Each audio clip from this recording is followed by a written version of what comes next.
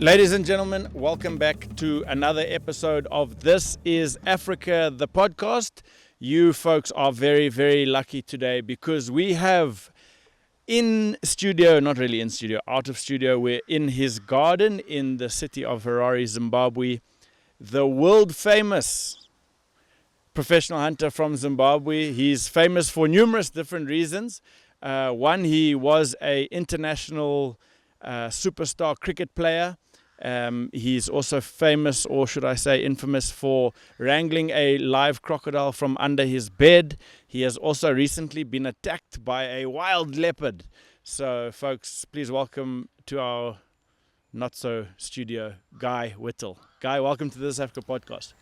Hey, thanks Andy. Lovely to be on here. I know you've been asking me for a good 8 months, and I've been terrified. I don't do too well in front of the cameras, but I know you'll help me and edit very nicely. Always, always.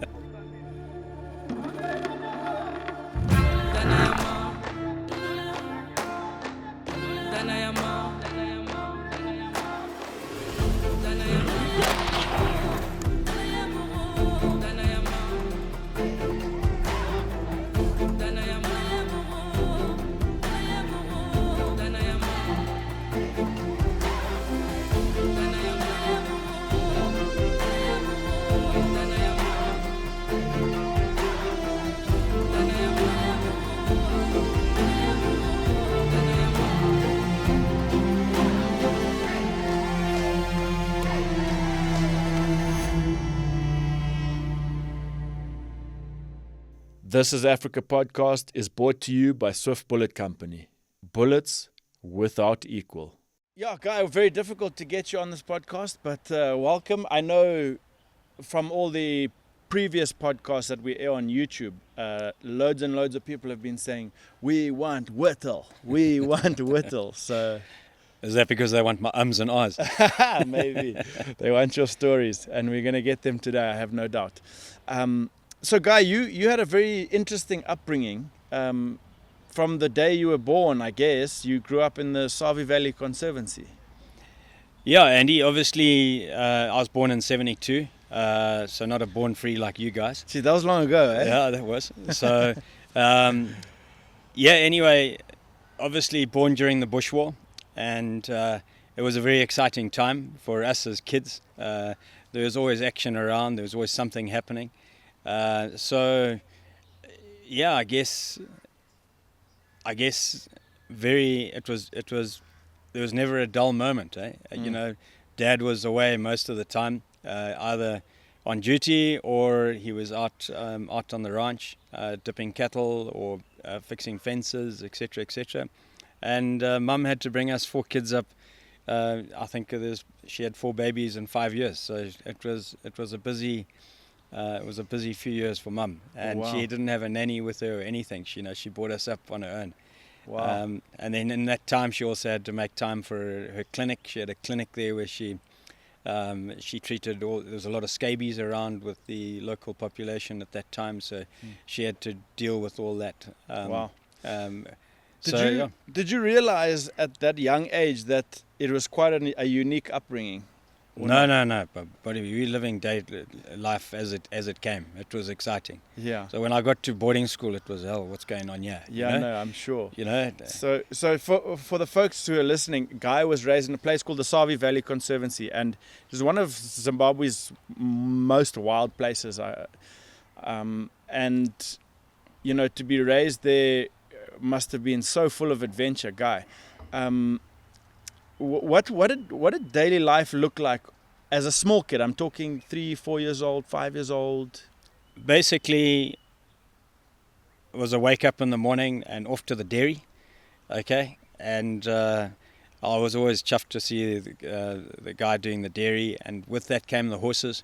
The guys used to saddle up horses every morning and go out to dip cattle, go and herd cattle to dip them at 2 o'clock every afternoon, when my dad used to go down to the cattle stations, to the dip stations. And so that was the first part of the morning, was there with the milking cows and helping load up saddles. But of course, you know, a lot of bribery and corruption in those days. The guys used to say to me, "Hey, Guy, please go and get us some mealies and some fruit from the garden, whatever, just come, So I was very, very, very chuffed to help the troops out so that they could saddle my horse or do something for me, Yeah. So it was good life. It was mushy. You learned the way of Africa very young, huh? Very much so. Yeah. Did you ever have any like local friends? I mean, a lot of us growing up in Zim, we had a local buddy from what we call the compound. I guess you can say the village. So that was my buddy was the guy in the dairy. From that 6 to 7:30, 8 o'clock in the morning, so that I was butchering mealies and sorting out the cream, separating the cream, which I love dearly. Eating the cream for morning porridge. And anyway, thereafter, after 8, 9 o'clock, then we used to get together with the guys out of the village, and that was spent from 9 till 11 playing soccer with, just a. The folks didn't have much bucks in those days. We were pretty primitive out there. So we used to make a little soccer ball with plastic and resin, plastic and rubber. Yeah. So I remember those balls. You start with one plastic bag and you wrap it in rubber. Correct. Then you put another plastic bag in and so wrap you it get in a rubber. bunch of a nice big plastic ball. Yeah. Okay, a bigger plastic, and then wrap it into a ball, and then you sellotape and wrap another one around that to make yourself a lacquer little soccer ball, and then it didn't last very long, so that's when you bop it with resin, with car tubing. Yeah, no, fun times. Those days before you head off to boarding school were the best for me anyway. We used to catch mice in the fields. And did you ever go out and about with the kids? Yeah, so after the 8 o'clock story was either we were into the soccer. And then we had wheat fields and soybean fields on either sides of the house. So we used to go and trap birds, put our little traps out all over the place, which I was never really good at. But I did manage to liberate $10 out of Rhodesian dollars out of my mum's bag, not knowing what its value was, and just gave that to one of my shamaris on the farm and said, "Hey, bud, just give me that little starling." That was big bucks back then. That was big bucks. Anyway, Mum noticed that next morning that her $10 was missing. She thought it had been stolen, and we'd never had a theft out of the house. So you bought this bird for $10? $10. Anyway, it just happened to be that the next morning, the guy that I traded the starling with was on my aunt's plane to Chiredzi. He wanted a lift to Chiredzi to go and buy some stuff, and everyone looked at this and said, "How the hell does this kid manage to find money to go to Chiredzi?" My dad led the investigation and was soon found out very quickly that boss guy had traded $10 for a starling. Naughty boy. Anyway, wow. So I remember that story pretty. What did you do vividly. with the starling? Hey, I took it to Mum, show my mum that I'd caught something. So I was very chuffed. And my dad, I was very chuffed with my first trapper, Anyway, but that was, those days. And then they found out you'd actually bought it. Yeah. In those days, there was me and my 3 sisters. There was my uncle with his 3 kids. It's Andrew, Jody, and Belinda. And then my aunt was also on the farm, Aunt Jane and Uncle Arthur. And they had 4 kids. So all of us were sort of similar age, So as much as playing with the village staff, we also had our own. All of us were playing together, but different age groups, etc., etc. And there was always something going on, So it was pretty exciting, and we had awesome interaction with both the cousins, who were like brothers and sisters to us, as well as our staff that we played with all the time out of the village. That was a very neat deal. Because, you were very isolated there. You weren't close to any town or anything. No, we're very isolated. Like, Mkwasini Club was I guess, 19 gates away, So why I mean 19 gates, that's how many, because it was cattle days, and it was a cattle operation, you had to open 19 gates, or gates and grids, later became grids. It was 19 gates to get to the to Mkwasini Club. Wow. So yeah. And how big was each property the gates you talked Well, about? Humani was the main property. It was the biggest of the properties, and then you had Sunuko and. So an average size. In those days, I guess 40,000 acres. So 19 gates of 40,000 acres. Just to give people an idea, People will be thinking about next door gate. Yeah, you yeah, know, no, correct. those Yeah. big ranches. That's They right. still are big. I mean, you're still very fortunate to live on Humani. Did you start hunting at an early age on the farm as a kid? Yeah, well, basically there was a lot of, we had a lot of staff, so a lot of ration had to be shot, and because we had so many impala and kudu in those days, and this was before I guess I was six or seven when Dad got into the hunting, which only a few hunters used to come in, and that was in the 77, 78.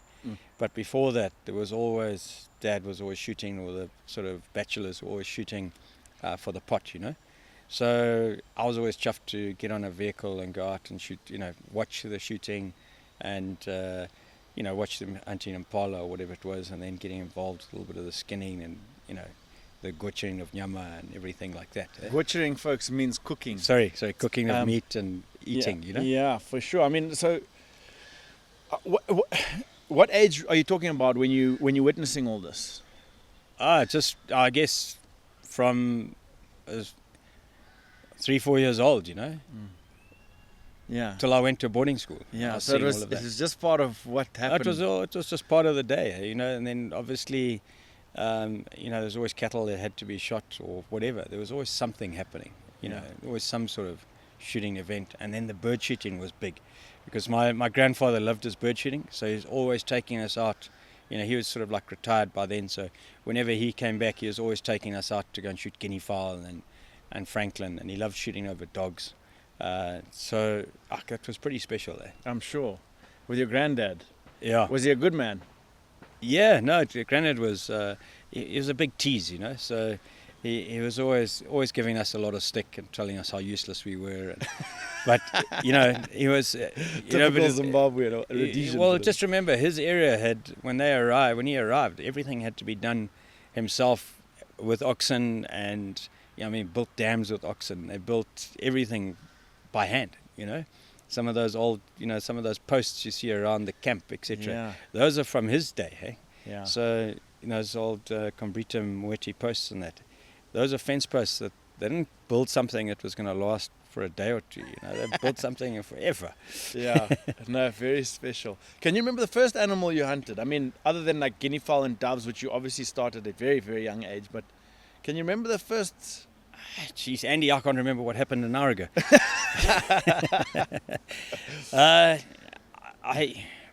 don't actually remember it. Okay. But I know obviously it would have been impala, and obviously in those days we had an abundance of them. So it was like in a holiday, say when I was about, I guess 7 years old, I must probably shot my first impala, and then after it I was given the rifle to go with old Maragia, who later became a professional hunter, and Maragia used to take me out. We used to help me shoot impala. If I was struggling, he would shoot, and we'd get 3 or 4 impala, but all walking. We weren't allowed to take a vehicle. Yeah. And then once we'd shot the impala, Maragia would remember exactly which bush we had shoved it under, thrown it under, and then go back to the house, get the vehicle, go back out there, and go and find the impala. Drive around, find it, cut a road, get to it, throw it in the back, and then back to the house we went. So those were our early days of hunting. Dad would not allow me to go by vehicle. Yeah. Until we sort of became teens, and Yes. that was a different era. Good. It was human. That's good lessons there. Who was Maragia? Maragia, his father used to do all the crop protection around my grandfather's fields and my uncle's fields, and this little kid was an unbelievable little hunter. He was He's an short, African kid. African kid, yeah. Okay. He's short, small, but just the gift, just naturally been brought up with his father around the ranch. Yeah. In those days, obviously, we had buffalo and elephant, etc., etc. So he had his wits about him. And then later, as he became my dad's tracker, him and Magara Terapinga, Maragia went off. He eventually got his dad, put him and Maragia forward to get their professional hunter's license. Okay. They could not read or write, at that time, but because of their experiences and been experienced, it would help future. It would help with future learner professional hunters gaining experience being around these guys. That's okay. So, yeah, those two I think were the first black guys to get their PH licenses. I think in about 87 or 88. Wow. Yeah. Amazing. So that was Mariga and Magara. Magara, yeah. Wow. Were they the similar age? No, Mariga was a lot younger. It was quite a lot younger. Oh, really? Magara was just a hood. He started on the cattle, and then during the bush war he helped my dad, and Dad sort of took him on thereafter on the big game stuff, on the elephant and that, because he was an unbelievable tracker. So obviously in those days a lot of cattle. We had 5,000 head of cattle, and during the bush war a lot of cattle were stolen. So he would be my sort of dad's right-hand man, getting on tracks and following when cattle had gone missing. It was quite an incredible operation in those days, because obviously between Davuli Ranch, which was 1 million acres, and Humani was sort of 130,000 acres, there was a large area there where the insurgents used to try and come through undetected through this large area and recruit in Nika and Bikita areas, recruit people from there and then take them back to Mozambique for training. So, and go through the Kondo Gap, that big mountain you see between, you look onto the mountain. From Dawanga Pan. Yeah, you look onto it, and yes. That big gap, the Kondo Gap, and they used to go through there. Wow. For recruitment. So, obviously, in those days, a lot of cattle were stolen. And just put things in perspective, we had about 300 head by the end of the war that had been stolen. And Davuli Ranch... 300 out of how many? Out of 5,000. So you had 5,000 head of cattle, 300 had been stolen. Yeah. And so that's what we lost, yeah. On Humani. And then on Davuli, that was a much bigger area. It was managed, it was owned by the Bridges family, but they had managers on the farm.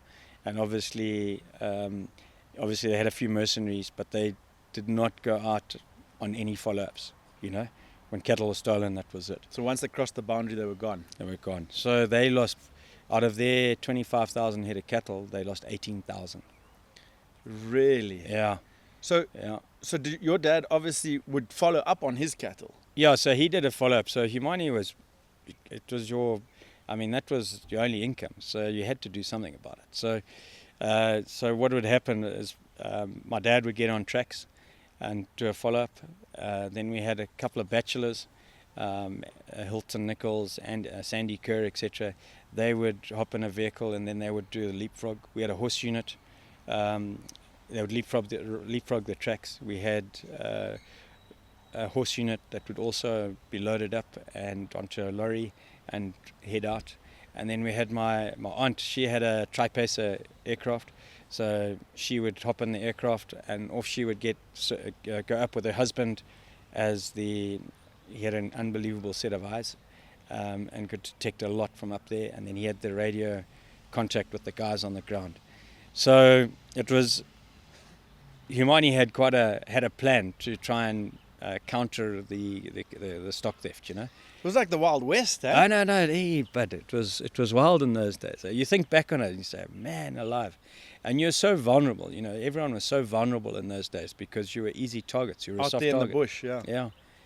You're very much a soft target. So you had to be aware of what's all around and have plans and plans on plans. Exactly, yeah.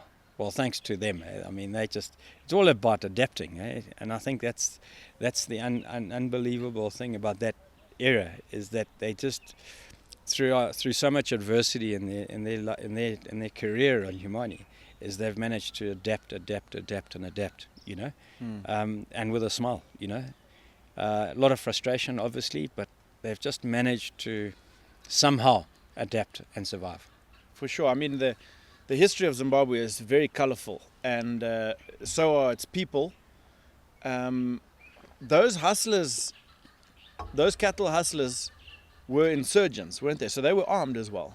No, I guess they weren't armed. They would come in, rob, and get out as quickly as possible. And then as soon as it got to the community, the cattle used to disappear. They'd make the cattle disappear very, very quickly. How? Believe me, Antils, they just had their own. They had their own systems. I remember when I was playing cricket, and about my second year into the national side, we got a physiotherapist. That physiotherapist being a guy by the name of Amato Machikicho, delightful character, and we got chatting. He told me his Kumusha, his homeland was Bikita. Which is next door to where you... Yeah, this is where a lot of the recruitment took place, and a lot of the cattle used to disappear. So I said, Mato, you must have been eating my beef. You must have eaten Humani beef. And he looked at me with a big smile and said, those days were so good. That is anyway, we had a long conversation, and it was quite interesting. He said, obviously he was also young at that time, so he lived very much to campfire stories, etc., etc. So, yeah, I mean, it's just to make light of everything. It's always good to look back in the past and try and chat to people and relate to things. What happened in those days. I love that part of Zimbabwean history and the Bush War, etc., etc. on both sides. I think it's amazing. Me too. And I also what those guys went through, and just they were tough, both sides. I mean, to walk all the way up to Tanzania, for training, etc., etc. It's incredible, and then to be able to, women looking after homes and that kind of thing, while men were out on the front lines, looking after a 130,000 acre ranch. Get on with it, deal with it. Amazing. Guys are tough. That's how tough people are made, for sure. Yeah. That was a different era, wasn't Very it? much so. Folks, Jim Green boots are built to be tough, comfortable, and dependable, whilst offering you fantastic value for your money. Made in South Africa using locally sourced materials, they support local jobs while building a durable boot for people who spend their time on the farm, on safari, or on the job site. And they also happen to run a Boots for Rangers donation program, and over the last 4 years, they've donated more than 10,000 pairs of boots to wildlife rangers protecting Africa's wild places. Visit jimgreenfootwear.com to get you a pair, and folks, you will not regret it. That's one thing I've always thought, it'd be interesting to actually do a podcast series on the Rhodesian Bush War, but from both sides. So you go and sit in the villages with those folks, but I think that would be picked up pretty quickly in terms of a political thing. Yeah, I think so. I think Zimbabwe's come a long way now. I think those kind of things, I think it's a part that people should talk about, in my opinion. Yeah. I think it's something that I think a lot of the older generation, especially on the whites, they don't want to talk about it. They don't, but they'll talk about some of the fun events within the military, within the army, etc., etc. But it's all like boarding school humor, Yes. of what happened in barracks and who were naughty and this and that. But sort of not, what happened on the front line. It's definitely got to be some hidden trauma there, because that was a nasty war, wasn't it? Yeah, very much so. Very much so. Yeah. Anyway, that's a whole different topic. But your dad obviously lived through that whole era. Roger Whittall, that name is so well renowned in the hunting industry. So your dad, what was he doing when you were a kid? He was farming cattle, right? Or was that when he was transversing into wildlife? Or Dad has always been full of ideas, and so much like you. And he lived in an era that had so much opportunity, and he always said he wished he lived 100 years earlier, being in the wilderness, in the sort of early sort of exploration days. And I guess in the 70s obviously was the Bush War, and it was mainly just trying to safeguard cattle, etc., etc. Then in the late 70s he got into the hunting, and then early 80s, all these concessions, all these safari areas were opened up that had been closed because of the Bush War. So hunting sort of took took off from there. So it was all about trying to get areas and then running off to the States to try and sell. And then it was the excitement of opening up those areas, putting in roads, etc., etc. So I think it was a part of his life that was so exciting. It wasn't just cattle ranching. It was something exploratory. Yeah. It was something that just gave him so much drive. Spoke to his spirit. Yeah. And I think that I mean, had a lot of, those guys in those days, I wouldn't say they were a professional era, they would just operate on a shoestring, and they were cowboys, and they would go over there, tell some poor American, hey, I've got a mushy operation, hey. Pull the wool over their eyes. Yeah, but it was like in those days, guys had transformed, they'd be, the old hunting styles were like 3 months, go out there for 3 to 6 months, and those days they were doing like 30-day safaris, 20-day safaris. The 10-day safari was unheard of in those days. So it was sort of longer safaris. And then as it became more and more competitive, guys were going down to 18, 10-day safaris, So I think in those days, those guys, they lived the dream, eh? They just lived life to the full. Wow. And it was so much excitement and so much for them to concentrate on trying to make their product the best. But they had such a good product. It was just a case of trying to organize some logistics in and out, which was very difficult because in those days, in the early 80s, sort of like quite a communist style country at that time where you could not bring anything in. It was all locally made stuff, and there was no service, there was nothing. I mean, things like soap, loo roll, toothpaste, you could not get. Oh wow! So it was all about make a plan. So yeah, the guys, and then tires, you couldn't get tires, and tubes and things like that. So on a given safari, you could be having 3 punctures a day. Yeah. Batteries, going to a hunt and the battery didn't work, so it was a push start. Yeah. So all those kind of things, it was like an unbelievable product, but with a very, I would say, looking at those operations, very unprofessional sort of era. Rustic, yeah. Because I mean, they were very okay. Unprofessional is a bit of a mean word, isn't it? Because they weren't unprofessional, they were professionals, but they just were working under. They were farm type. Let's be honest, Andy. They were farm type oaks that went in and started an operation. You know what I mean? It was like let's not. I'm not there. It's not a cussing. It's not at all. It is real. But how fun? That is the way it was. I'd rather do that than go on some highly polished. Obviously it's got to be polished to a certain degree in this day and age. But it's we just got to look at that time. Adventure, man. I mean, I think those days where they were so lucky, you've got to understand the product, the hunting product, was so much better.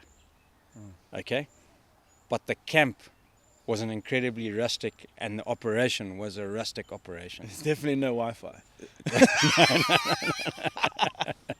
Wi-Fi has become like the biggest thing and in the world. You were not a PH. Just remember, you were not a PH in those days unless you were fillies. No socks, eh? No socks allowed. No socks allowed. Fillies, and obviously, what was the other thing? And you had to read Louis L'Amour books. You weren't a PH unless you read Louis L'Amour and your fillies. Louis L'Amour. Yeah, remember Louis L'Amour books? No idea who that guy was. Junior Dom, eh? I'm too Real young born for that. free. Too young for that, Whittall. And then the 90s was the Wilbur Smith era. Okay. Yeah, I read one of Wilbur's. Yeah. Only one. Hey, terrible. That was quite an erotic experience. I think I was like 13 reading Wilbur's. I was like, wow. I don't know if I should be reading this, but I like it. Yeah. You had to read the Wilbur Smiths, I guess. In those days, the PHs had to have some. Hey, what happened in America? Hey, it was all about cowboys and Indians. So they read about Louis L'Amour books, all about the Sackett family, etc., etc. Okay, so I guess that gave them some these little bushmen some idea of America. That's hilarious. Yeah. Anyway, so I mean, we're gonna interview Roger Whittall, your dad, at some point, hopefully soon. As soon as we can go down there and get him, wrangle him down. He's not the easiest person to pin down, old Roger. How old is Roger? But he's busy. Dad's 83 now, and there's no stop button. There's no stop button. Still impulsive, Yeah. ready to go, looking for any fight, Yeah. and ready to jump into anything. What an unbelievable character. Just in a nutshell, tell the people the character of your father. Dad is, we were very lucky as kids in that he always had something going. He always organized something, for example, he'd sort of, his day was pretty much done till 4 o'clock. He'd make sure he was back for 4 o'clock tea. And then from there, we'd always play tennis with him, and there was always an event. But there was always something naughty going on that he'd take us out. We always had to go for an late afternoon drive or whatever it was, and then, hey, he'd just drop us off and say, right, run home. And we, like 5Ks when you're a little toddler. It wasn't a case of, I'll pick you up, in 200 meters time. Hey, get going. And the sisters, they were all older than me. They knew the plan. So at 4 o'clock, just after tea, a lot of the sisters used to disappear for that afternoon game drive. But yeah, he always had something going on. He was always, but in a nutshell, I guess he's an incredibly stubborn guy, impulsive, and just drive for exploration and to try and save humanity and try and save wildlife. Just anything to try and save and better humanity's wildlife has been his passion and pride. I mean, you try and get him off the subject sometimes, it's quite difficult, but that's his drive. He's incredibly passionate about wildlife, and he always has been, and more so the protection of it, the protection of the wildlife. And for him to go out and he only sees like 500 impala or something, or he only sees 10 kudu on an afternoon drive, suddenly just something's wrong. Yeah. He starts panicking, and he has to get to the bottom of it, and he'll find something. So yeah, I guess Dad's just been incredibly passionate about the product of humanity. Yeah. No, incredible man, and we look forward to having him with us. But they say behind every great man, which your father is a great woman, your mum. Yo, that's Senior Dormer. Yeah. What's been her role on Humani there on the ranch? Mum's been hell of a supportive to Dad, but she obviously having 4 kids in 5 years with no nanny, no help, says a lot about her. But she is she did nursing, qualified nurse. She started in the early days. She started a clinic, and she dealt with all the trauma on the farm. All the kids. It was difficult to get labor in those days. It was difficult to hold people. So we managed to start up the school. Humani started up the school, and then Mum started the clinic. And in those days, the locals had a lot of scabies, suffered a lot from malaria, a lot of deaths. So Mum came in and managed to deal with a lot of that. And she delivered babies, she treated for malaria, she dealt with all the scabies, flus, burns, stabbings. In those days they used to have, every weekend there was a bit of alcohol supplied, on the Sunday, just for a bit of, that's the way it was. Yeah. And believe me, Sunday night there was stabbings and, just axe wounds and machetes so and all sorts. Eventually we closed down the serving beer because it just became too much, But yeah, the Mum played a huge role in the Humani community, and then later the surrounding community. So, even through the Jambanja days of 2000 onwards, Mum was still looking after people, and she was looking after 1,500 patients a year. Wow. And a lot of that was burns, flu, stabbings, etc. So yeah, she also delivered most of the children. Delivered a lot of the kids. So she's been the rock of the sort of the healthcare side of Humani. Fascinating woman. Also a bit of a Mother Teresa figure in that part of the world. She also raised a lot of wild animals. So you guys had crazy pets. What pets have you guys had out there? No, Mum, she just every animal had a right to some sort of survival. She hated, even to this day, she doesn't like the hunting side of it. She'll go out there and say, ooh, wah, wah, wah, just give it a big... But she really understands But it. she understands it and everything, but, she still doesn't like, killing of animals and everything like that. And I guess, there's the softer side to the hunting side, to the hunting operation. But Mum has been unbelievable in being able to... Every animal that the Game Scouts bring in or anyone brings in, Mum's managed to get her hands onto the thing and try and give it a bit of life, and not only bring it back to life, but to try and ensure that it goes back to the wild. So all the animals that she's had pretty much have gone back to the wild, except for things like a zebra. Zebra are a problem, and pigs and warthogs. They're a problem animal. Once they grow up? You just become part of the herd, And those zebra, so later on, Mum found a home for most of the zebra, in Bulawayo there. Why do they become a problem? What happens? Biting and kicking, Yeah. So it was often at our afternoon tea table that you would have a bush pig, a zebra.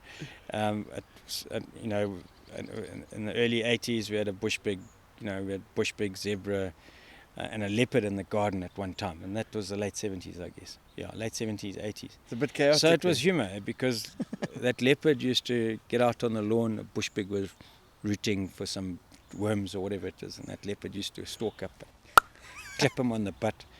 Pig used to turn around, hair up, race after him, and this leopard used to jump up a tree, sit there,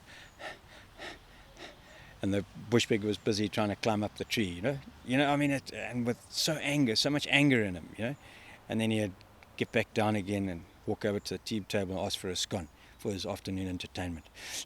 Crazy. So we always had animals, and then obviously later came the lions. We had the lions, and then in between that we had, we could have had lions in the garden, we could have had a zebra in the garden, we could have had an impala, but the lions didn't affect the impala. They were always sort of like one, Everyone, the dogs disciplined the animals. So the lions were always disciplined at an early age by the dogs. So there was structure in the house, there was structure in the garden, and it was quite funny to see a 200-pound lioness just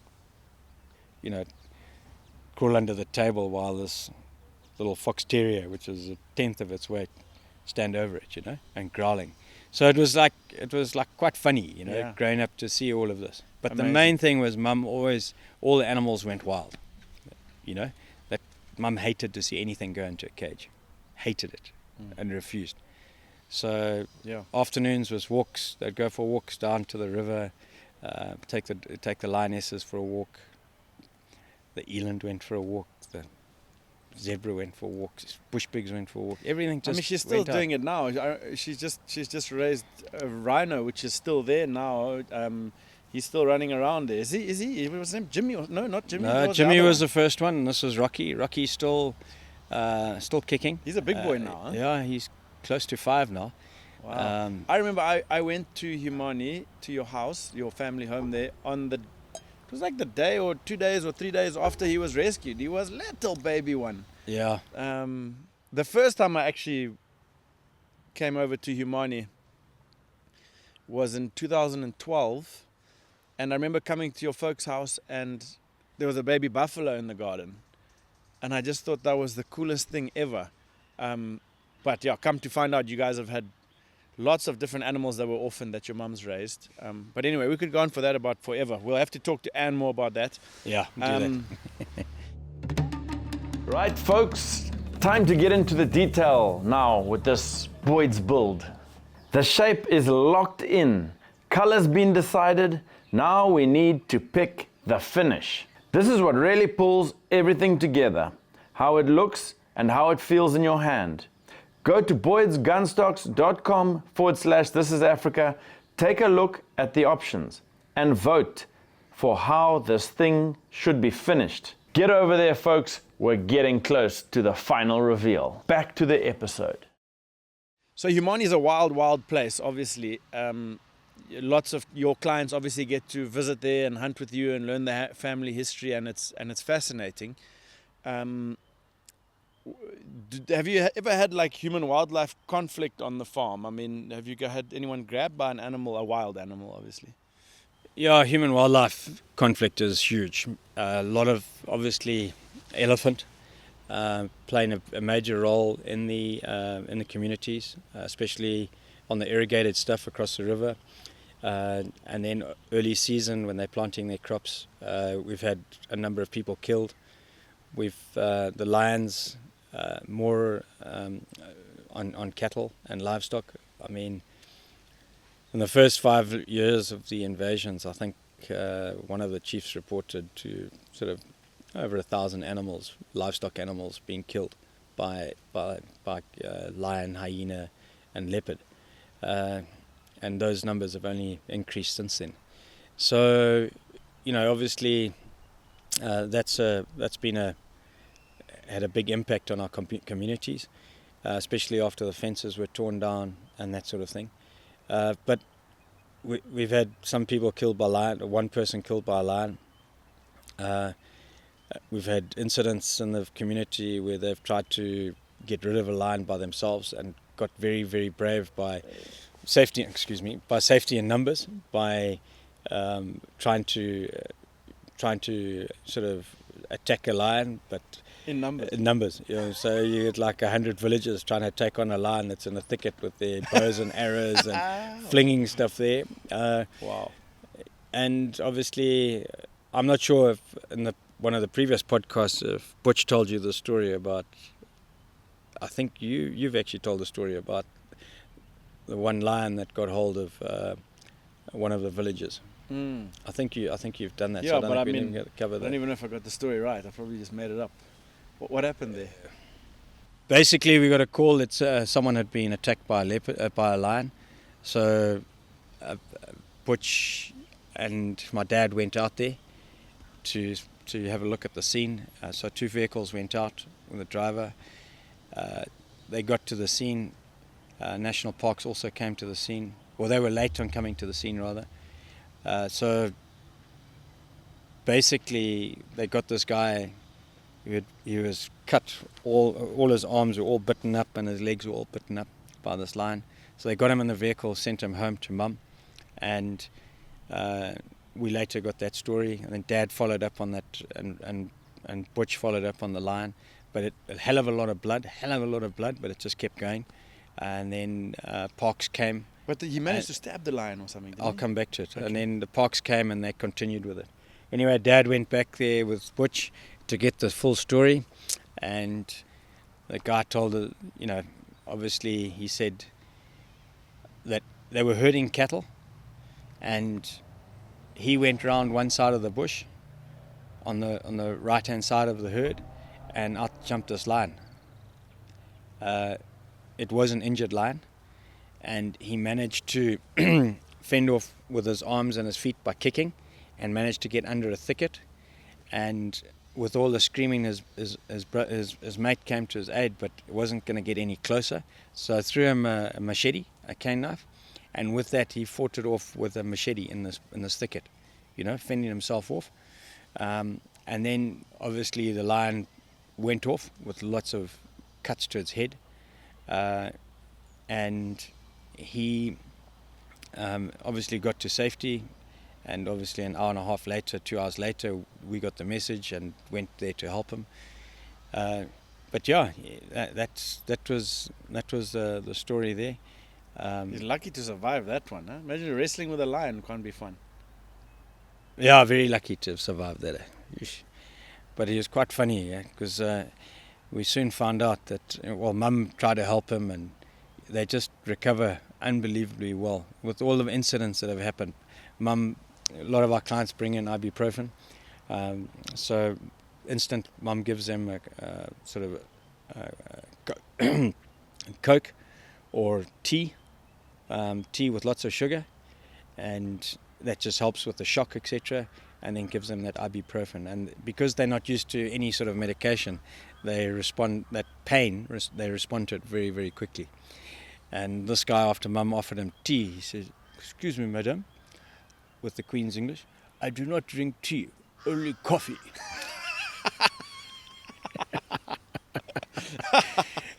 So that was, anyway, he got, but we've had lots of incidents, guys coming in, tossed by buffalo.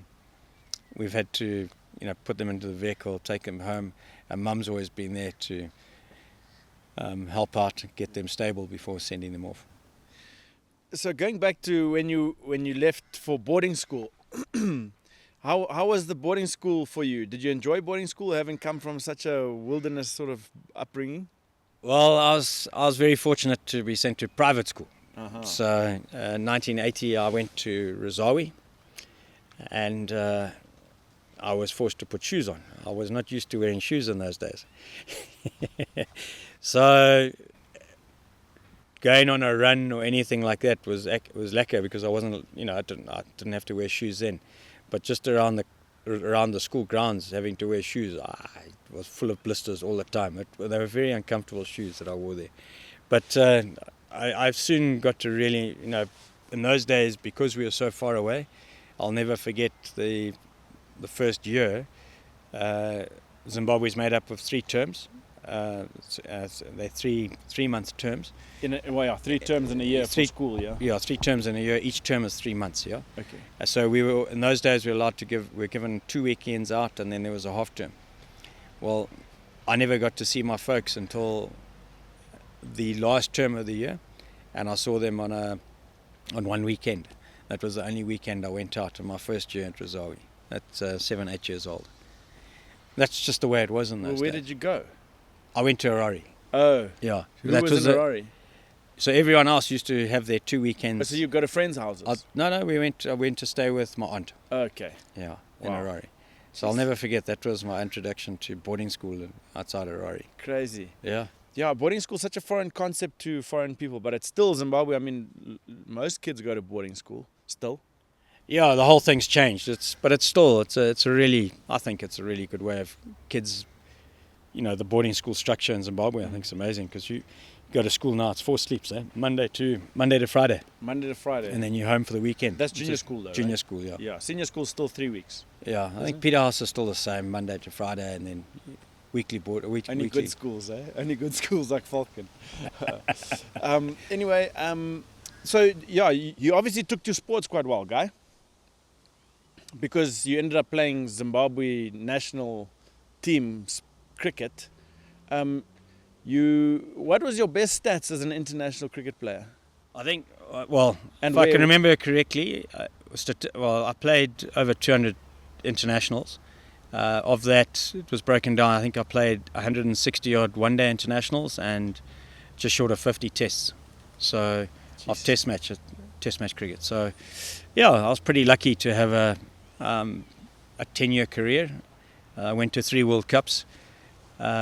First one was an absolute disaster. It was embarrassing, but the next 2 we managed to get into the tops, into the Super 6 stages. So it was an awesome experience and a wonderful career. What was your most runs you ever made in one test match? I got a double 100 against New Zealand. 200. 200, yeah. And how many? I think it was 203 not out, Yeah. Not out. Yeah. Against New Zealand. Wow. That's not even a dodgy team. That's a good team. No, they were a good side in those days. 200 best bowling stats, because you're a bit of an all-rounder, weren't you? Oh, I still boast on that one. 4 for 16 against England. 4 for 16? Here at Harare Sports Club. How many overs did you bowl? I don't know, about 14 or 15.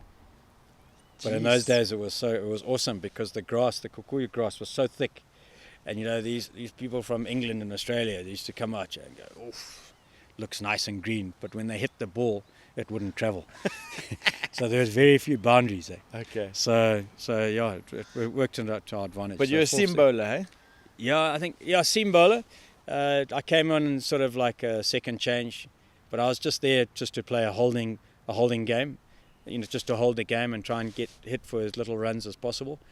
And I developed into a bowler. I was never a bowler at school and everything like that. You were just a batter. I just used to irritate guys in the nets, and then took it on to international level, trying to irritate people and sort of just trying to do a little job, But it grew, and it grew from strength to strength. So I enjoyed it. I loved it, because I was, if I was bowling, batting, I had to have very important roles in the team. You was a good fielder, weren't you?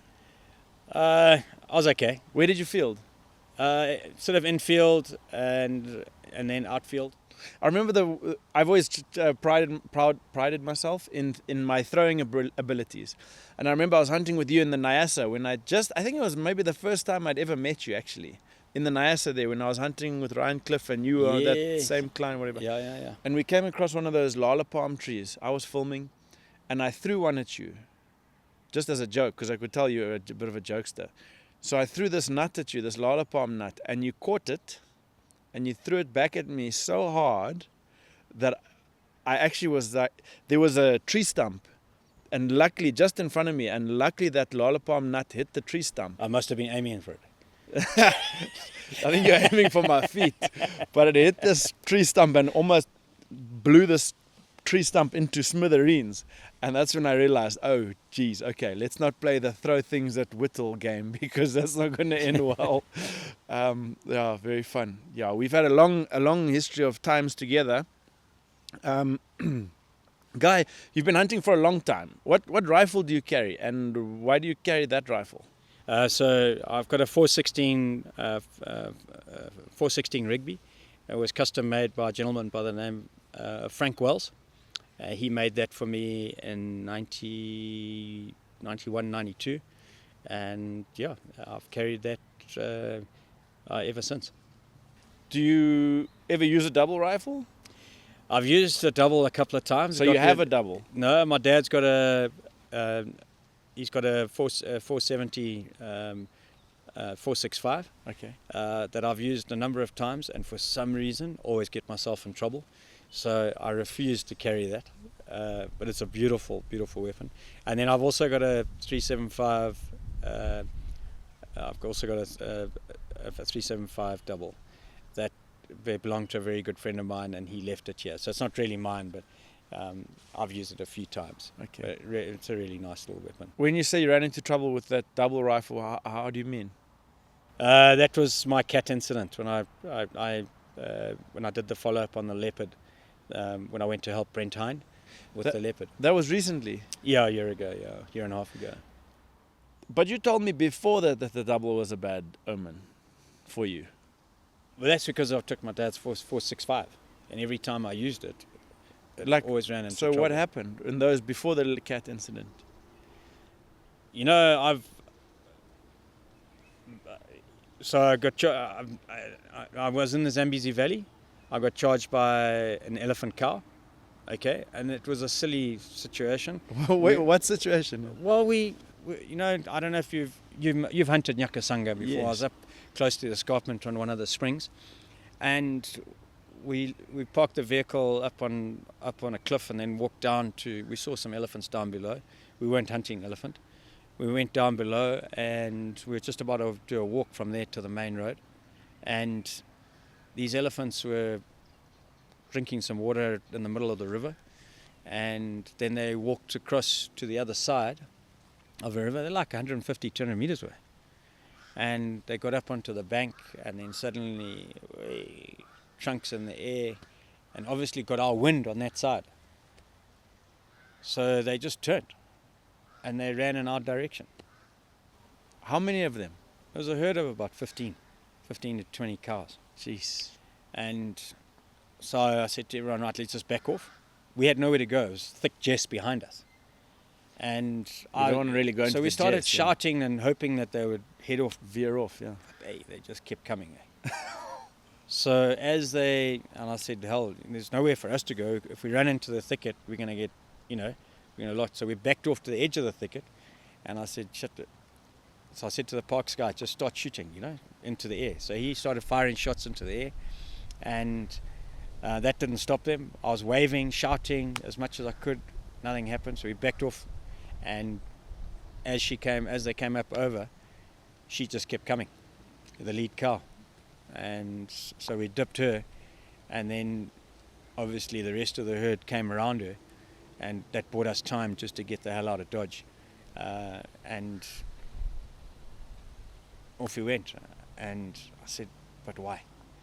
And eventually I realized it was because of that rifle.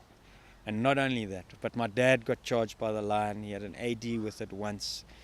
So there's a history of that rifle being, just having a few problems. So I just decided, no, I'll just put it away and just Not tempt fate. not tempt fate anymore. That was the final time I used it, and I think that was in about 2010. So in then, Nakasanga. so then fast forward to your leopard incidents. Shall we go inside? It's threatening terrain here, folks, Yeah, so we'll have maybe to just head stop. inside quick. We'll see you inside in 1 second. Pa- Dallas Safari Club is back. The second annual 2026 Summer Expo and Foundation Gala returns to Dallas Fort Worth for a 4-day expo from July the 23rd to the 26th at the Gaylord Texan Resort in Grapevine. You don't want to miss the best outfitters and exhibitors, along with the excitement and elegance of the Dallas Safari Club Foundation Gala on Saturday, July 25. Go to biggame.org for tickets, and folks, I'll see you there. I'm looking forward to it. July 23 to 26. See you there, folks. All right, folks, we have retreated indoors, as you can see. How fast was that? Where the hell were we, folks? Hold on. I think regarding the doubles, Oh, my yes. dad's double rifle, Okay. I've just had bad experiences with the double, basically, because my dad, he obviously had an AD with one. He got charged by that lion. He got chewed by the lion, by the lioness. And then a couple of other incidents after that.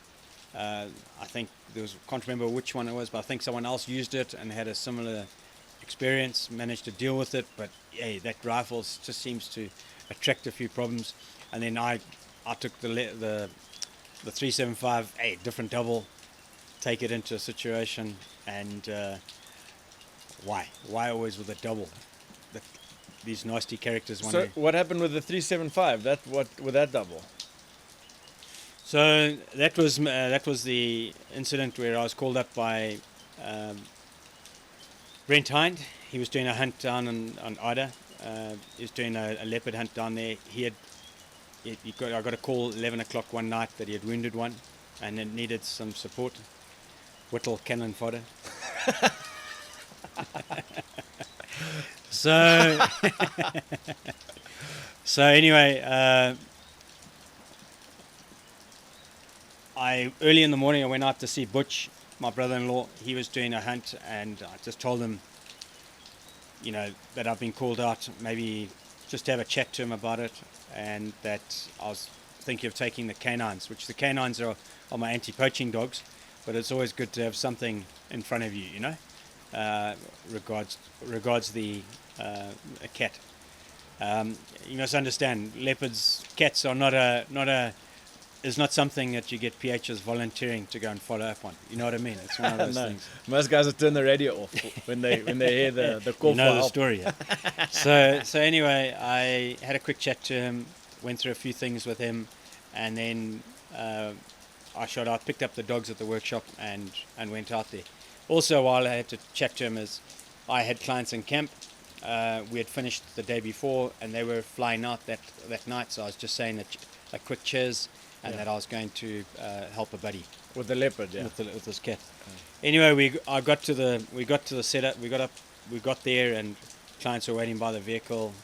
Just introduced myself, and went through to go and meet Brent and his team. They had followed it that night. They'd only gone about 60 years on blood, 60 meters with blood, etc., and a track. Do you know what the backstory was there? What happened? How did the cat end up wounded? I mean, obviously it was shot in a tree, but was there any more detail than that? Basically, when I got there, I was just getting the detail. He just seemed to think that the shot was high, the way it froze on the branch and then fell off and then took off. Okay. Without too much growling or anything like that. You always prefer a cat to run off growling. It's a good sign. When they go off quietly, not a good sign. Anyway, I got to Brent. He told me basically what had happened. That shot the cat, rolled off the branch. They followed it at night. didn't go very far, only about 60 meters with track and a couple of patches of blood, but nothing much.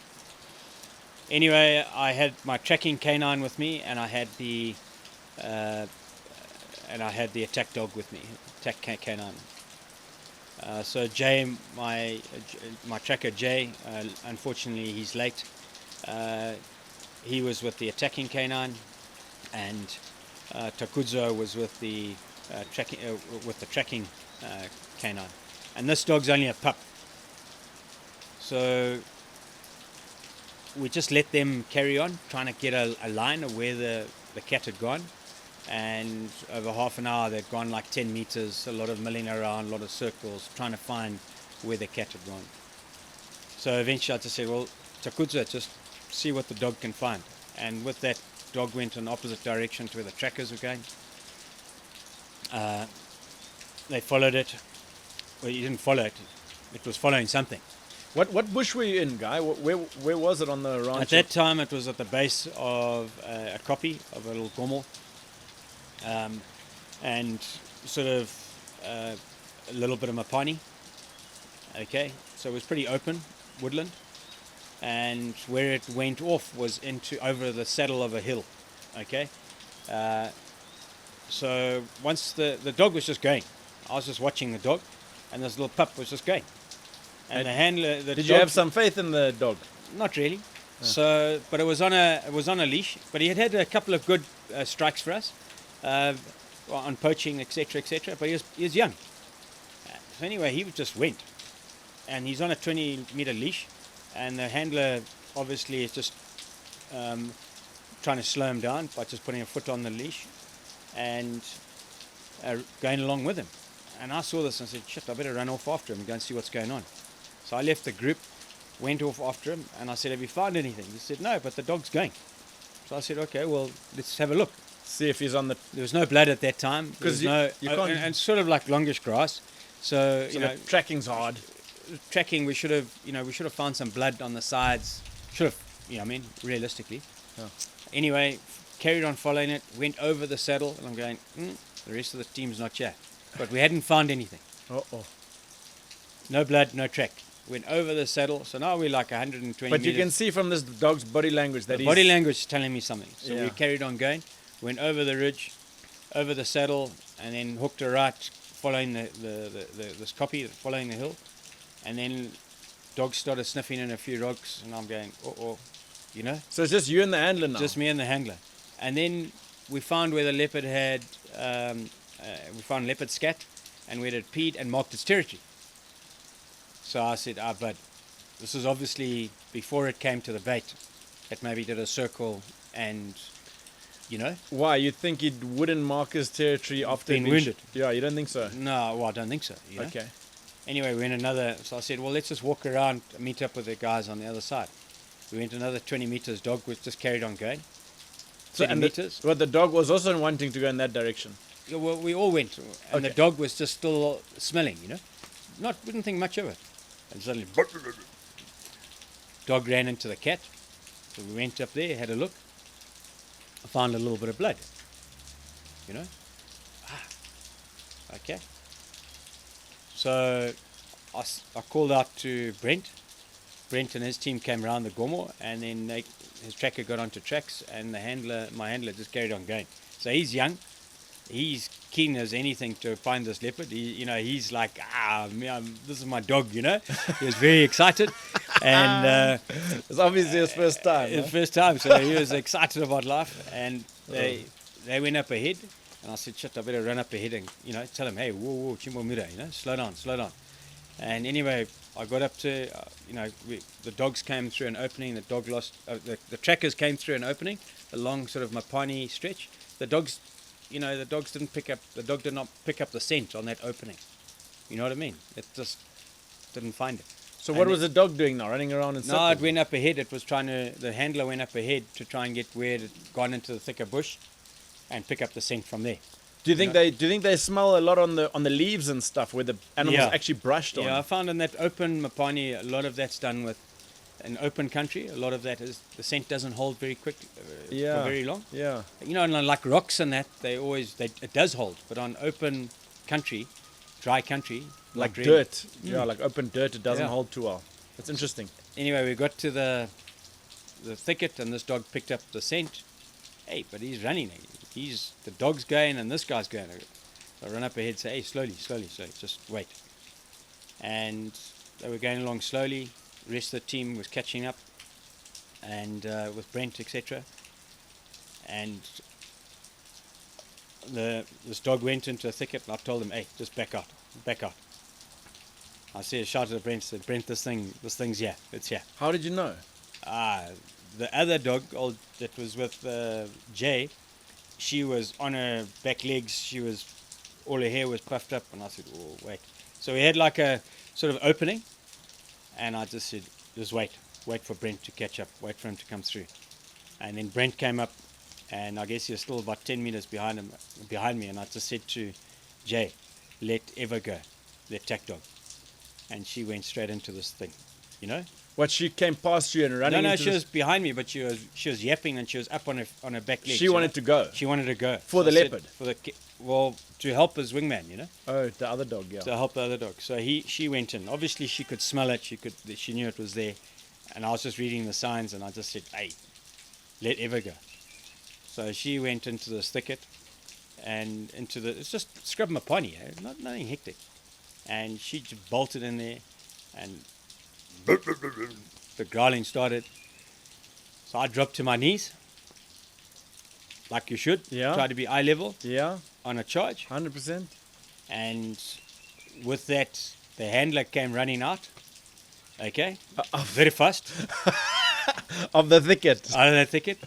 Out came the Sniffer dog? the sniffing dog, and on his tail was this leopard. So obviously going across me slightly.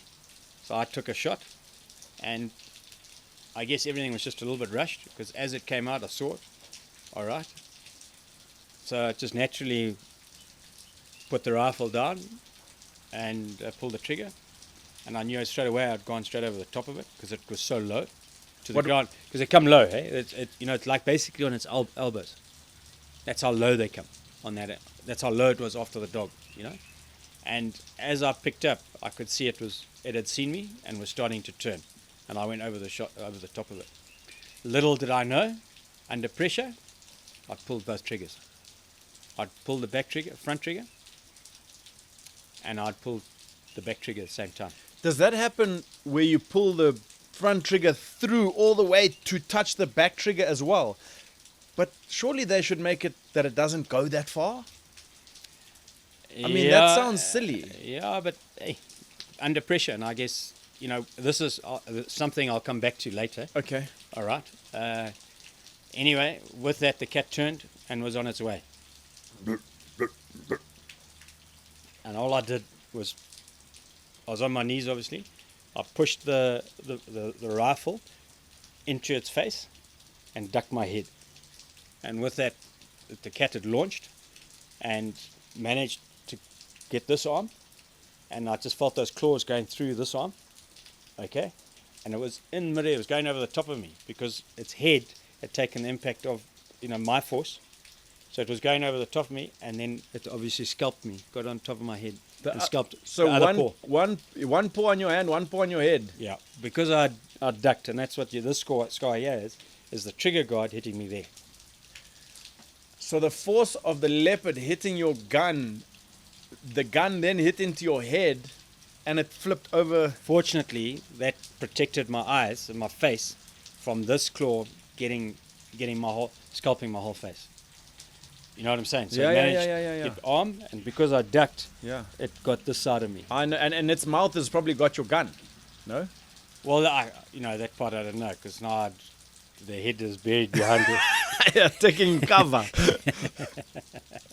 Yeah, so, and then with that, it went somersault over the top of me, and I turned, and now I just got cat, Mazino's teeth, and growling. Looking at you.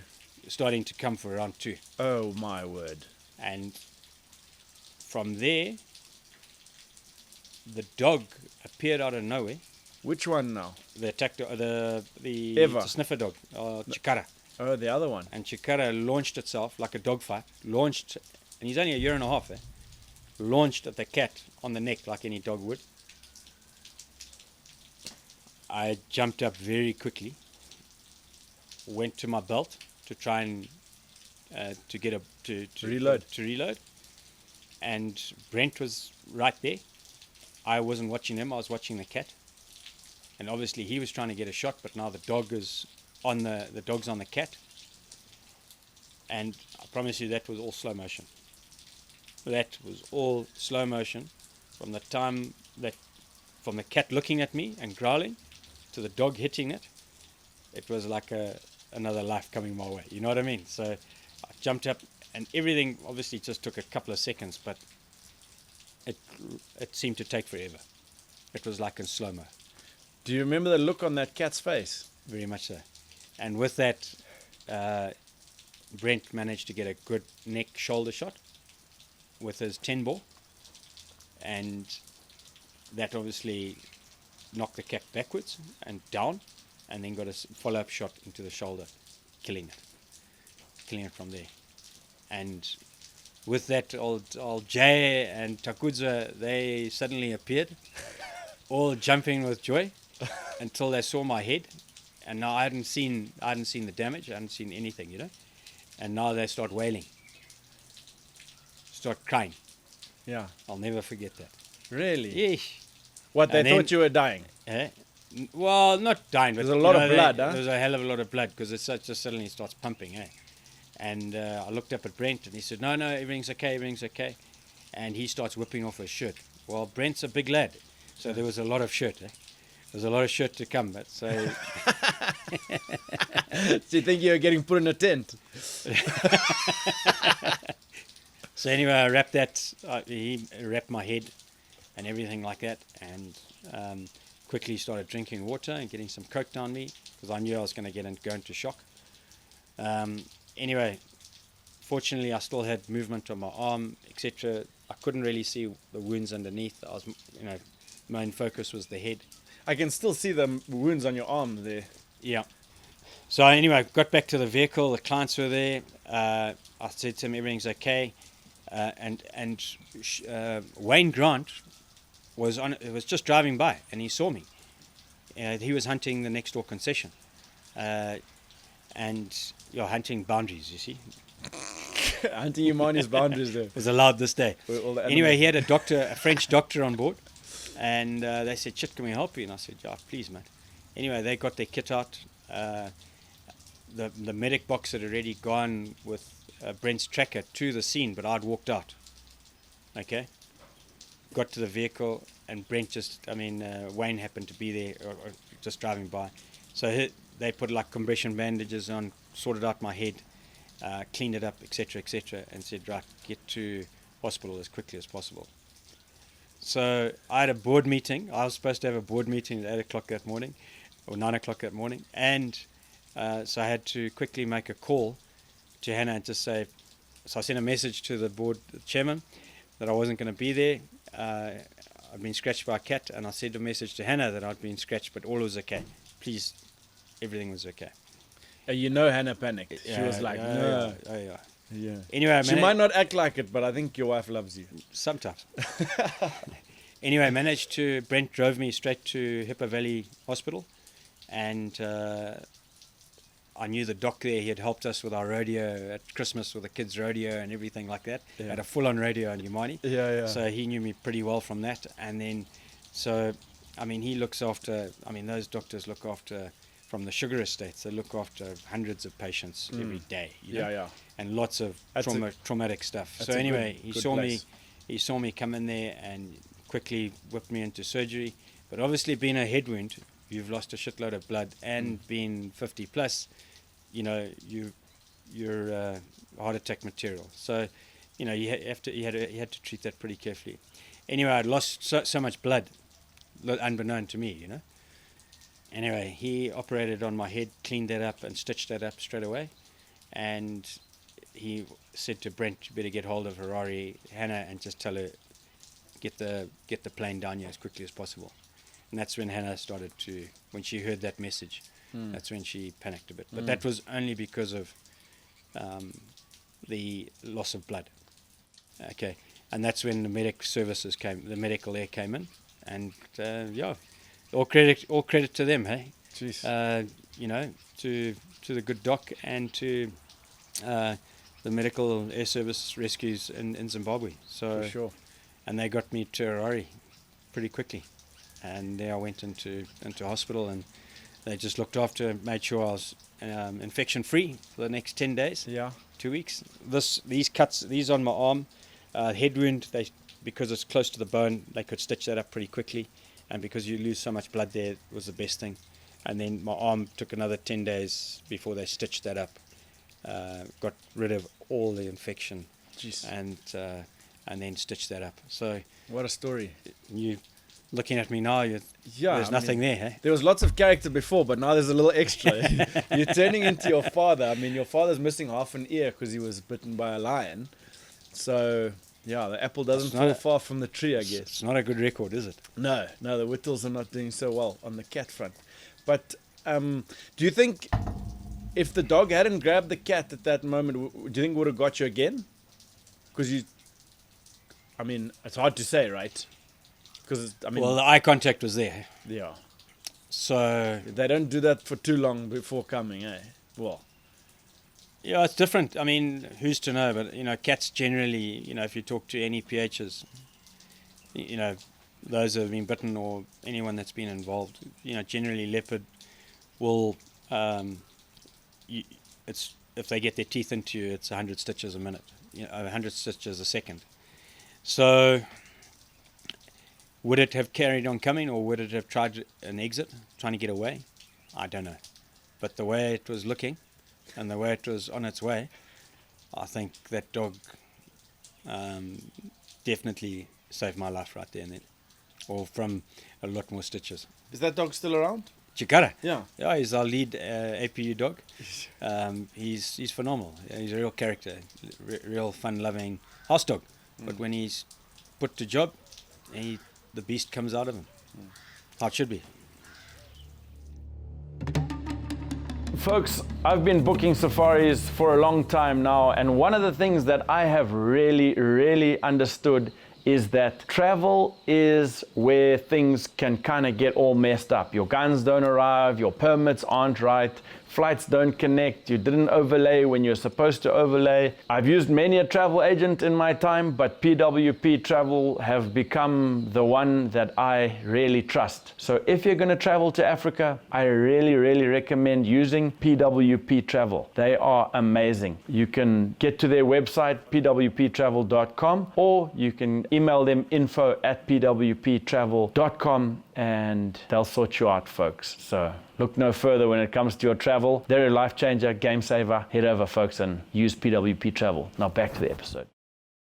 Would you say that is leopard now your least favorite animal to follow wounded because of that experience, or which is your least favorite to follow? I mean, you've followed them all, I know. I don't think anyone really wants to follow a wounded animal, a buffalo, leopard, or lion. The cats are, because they're coming out of nowhere. It's something that you can't see, So, and it's a very, very slow process. Fortunately, today, and what we've learned from that. Slow as in you follow slowly. Extremely. It's not like they come slowly. No. Yeah. Following a cat is a very slow, painful follow-up. You've got a tracker on your side, you've got another PH on the other side, and it can happen at any time. And because normally you're going through thickets, through thick terrain, it's extremely slow. And to answer your question, there's a bit of adrenaline to it, there's a bit of a rush to it, and it's all about trying to get the job done. So, but I think today you can actually get a good option is to bring dogs in to take care of that slow process, and I think a very good option. If you think about it, you're a professional hunter. You've got a whole season ahead of you. you've got clients ahead of you, you've got a booked up period of time. So if the dogs can come in to help you and to sort that problem out, I think it's a very good option. You know, otherwise you could, from an operator's perspective, you might have to look for another PH. A bunch of things that's going to have to go through that, and then you lose your days, you lose your, all your income for that year, even if it's a ligament tear or whatever it is. It's still a good option. Yeah. Rather be wise and do as much as you can to avoid anything. Yeah, I think so. Hey? What have you ever nearly been run over or hooked by a buffalo? I mean, you hunted so many buffalo. Yeah, I tell you, I was messing around with elephants at one time, and old Magara, he went to tell my dad that I was messing around with elephants. When you say messing around, what, you were just getting close and getting up close, taking lots of pictures, backing out, that sort of thing. And my dad said to me, he collared me and he said, "Guy, I am informed that you are messing around with elephants. Don't be a smartass, or you can be a smartass, but in the event that you shoot an elephant bull in self-defense, you're paying full fee." So I said, "Oh no, Dad, no, yeah, just a few pictures here and there, it's nothing serious." I really, just listen to what I told you. So I went up to around South Kaborabasa, we were hunting those big tuskers. We had been on tracks for 7 hours. I saw this beautiful bull, not quite what the client was looking for. Got into 40 yards. To be honest with you, I wasn't close. But, we're 40 yards, taking a few pictures. I was lank chuffed with it. And then we backed out, and this bull started acting differently. And we got to about 50 yards, and his head's starting to go as if he's looking for us. And at that time of the year, the ground's very crunchy. He had heard something, maybe got a sniff, and he started looking for us. I said, "Hey guys, back out." And with that, as we started backing out, he heard you, and then he heard something. He was coming. I said, "Run!" So everyone just takes off running. So we bolted out of there, but it was quite a long open stretch. And then we got into that, into the Jess. There was a little stream, and then the Jess. So we took off, and when I said run, this little Spanish guy, he took off, and he wasn't carrying a gun. He was just an observer, and he was lightning quick, but he fell first. And I stopped. I said, "Get up, just run." And he took off and overtook everyone. The other Spanish guy was just in front of me. The client was just in front of me, and I kept turning to see if everything was okay. But here he comes. He's still coming. And by the time we got to this little river, I'd lost control. Once we get into the thicket, I've lost control of this whole situation. So I turned, and Magara turned at the same time, because there was nowhere else to go. And this bull was just in full flight. Close now. And I just said, hey, and lifted my gun, and I was literally on the trigger, ready to pull, and he just came to a grinding halt. I mean, those feet just came, dust all over us, and with that he turned, and went just as quickly in the opposite direction. I went, what the fuck, I haven't played with elephants since then. Since that day, I've stopped taking those, trying to get up close and being a smartass with elephants. It was just, and that was like a little warning sign. But that was a beautiful. I shot him later on in the year, a month later, and he went 72 pounds. But just short, thick, ivory, beautiful old bull. But I'll never forget that. Wow, that must have been a sight, eh?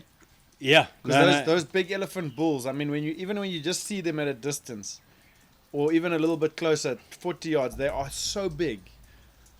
So I've never had an elephant bull charge to within that close, where you get sprayed by the dust. It must be something to behold. But as a PH, those kind of things shouldn't happen. You know what I mean? With bulls you should not get charged by. I mean, not really. You know what I mean? You shouldn't have to. And my dad said you should never have to shoot an elephant bull in self-defense if not wounded.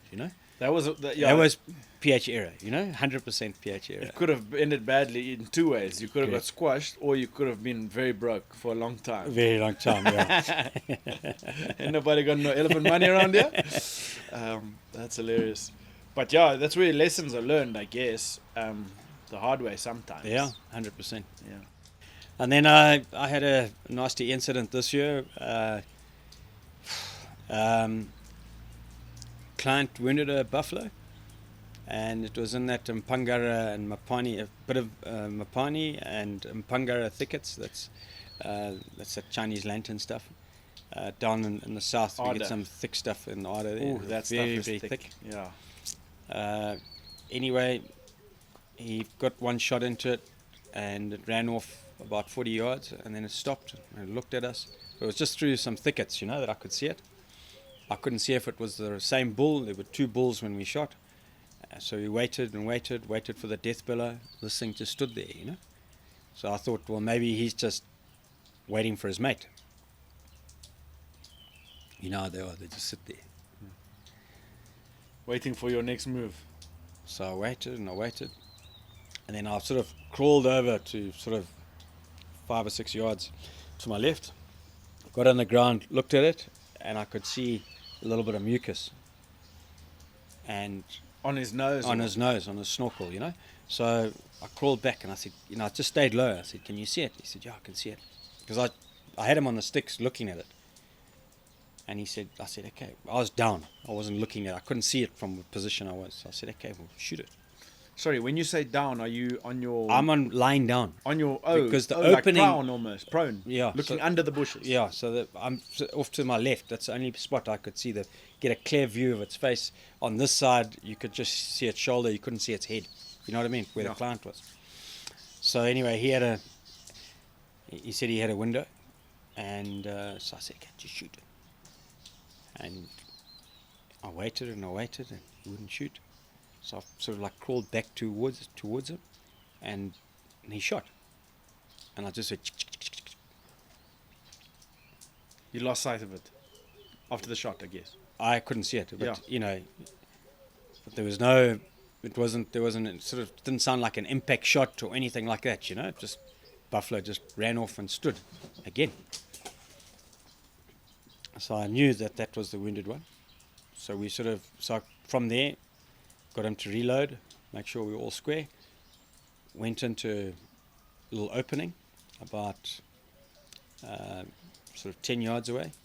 And then we got on to where this bull had come out of, started following.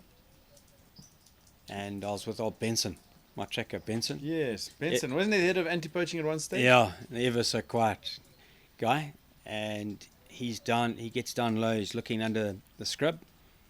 And he stops it, bus. So I'm about to get down, and he just said, "Enabuya." It's coming. Anyway, he disappeared, and with that client he just saw Benson running, so off he went. The client also took off? He took off. Oh, yeah. So I can't see anything. I can just hear crashing. And with that, this buffalo came through, and the scrub Mapani, I saw him, had a visual, and tried to dip him on the nose. There was no reaction. He just kept coming, and then he hit that opening, and there was just me and him. So and he was coming. Speed. Pace. And just before he dipped his head, I faked right and jumped as far as I could on my left, off my right foot to the left-hand side. So wait, no, sorry, I'm not focusing. You shot and then jumped. Now the buffalo breaks, it comes through the brush. Yeah. Now there's a little bit of an opening, and I had nowhere to go. I had to make a move. So like a sidestep in rugby, I stepped off my right foot, faked right, jumped left. No ways. And did you shoot at least? Well, there's no time to reload. Oh, but you've already shot. Already shot. And I said the first shot. Okay. I fired. Yeah. There was no try to dip him on the nose. There was no reaction off the buffalo. Oh, what? Nothing. No, even. Nothing. Not even. Nothing. Not even to blink. No. Kept coming. Fake right. With a 416 rugby. With a 416 rugby. Fake right. Jump left. And did he buy your sidestep? He just kept coming. Okay. Yeah. And with that, the buffalo's gone past me. I reload. Okay. Turn. Okay. Buffalo is now turned on its way back for me. Head down. Ready to toss. And I shot it in the head. I just pulled basically from here. Boom. And with that momentum, I fell back with the buffalo coming, and with the momentum of the buffalo coming back, it landed on top of me. I fell back and it landed on the other side of my knees. The head. The head head between my legs. Basically between my legs were caught underneath it. The first thing I said, don't shoot, no one shoot. I wasn't talking to anyone. Everyone had gone. Fortunately, in a way. Yeah. Yo. So anyway, but when I got up, sure, Anyanis, my legs were like jelly. That was super close. Did that slow down as well? The time, the moment of that. No, it was like there. It wasn't with the leopard where Yeah. it slowed down. It wasn't like that. No. It was fast the whole time. No, it was fast. And then my first shot had hit it through the top of the bosses here. Okay. So too high. On the angle, too high, and gone through into its top of its shoulder. So it was And like the second shot, obviously brained it, but I mean, no, it was brained. but like through the boss or what? No, through here, through the top end between the bosses and through here. Okay. Yeah. So Wow. yeah, that was a pretty close one. Yes. And I said, right, hopefully that's all my bad luck out the way, done and dusted. So, fortunately, everything's been good since then. Everything's been okay. You had an interesting, like, sort of. When was the leopard? How many months ago, I guess, was the leopard attack? The leopard was in April 24, end of April 24.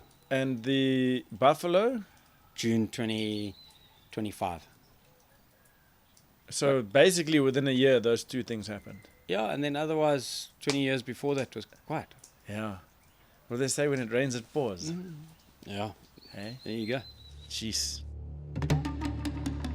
Few names have become as closely associated with African hunting as Swift. Through decades of innovation and commitment to excellence, they've built a reputation that hunters around the world recognize and respect. We appreciate their support of This Is Africa, the podcast. Visit tia5.com/sponsors for more information on Swift. Now back to the episode. But you love excitement, huh? You are, I mean...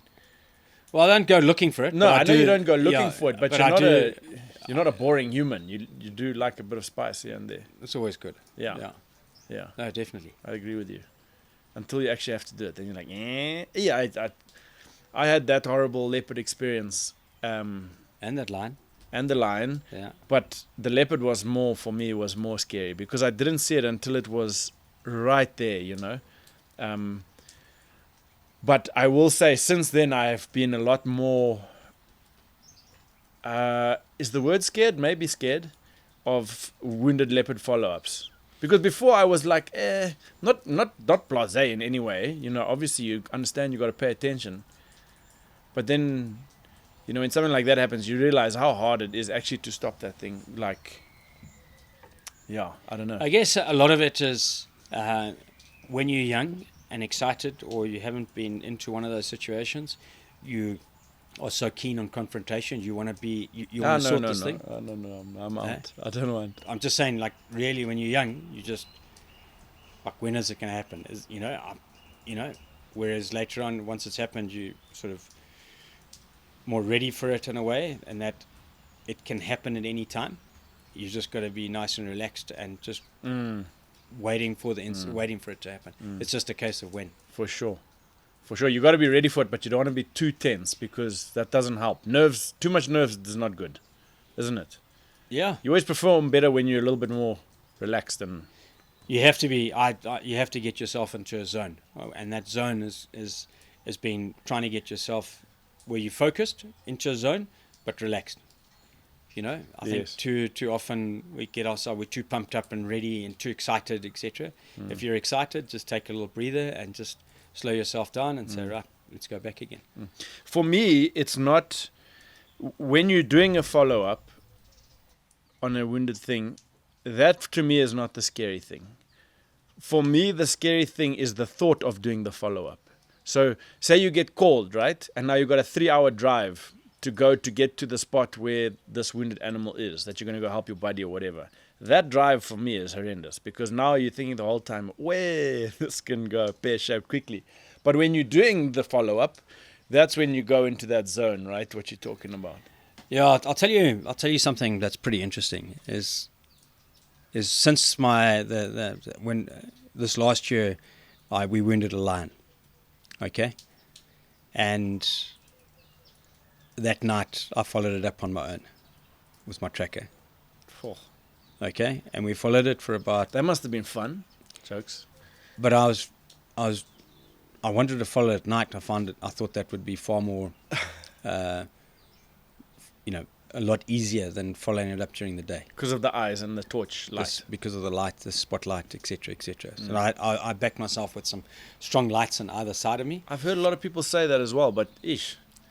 Anyway, but then it got too thick, and that sphincter shrunk a bit more. So I said, okay, no, definitely we'll back out of this one. And the next day, I managed to get hold of Kendall to bring in the dogs. Kendall Kashula. That's the girl with the dogs, right? Yeah. I think she calls herself African Hounds. Yes. So interesting girl. Yeah. Yeah. Lovely lady and bloody good at her job.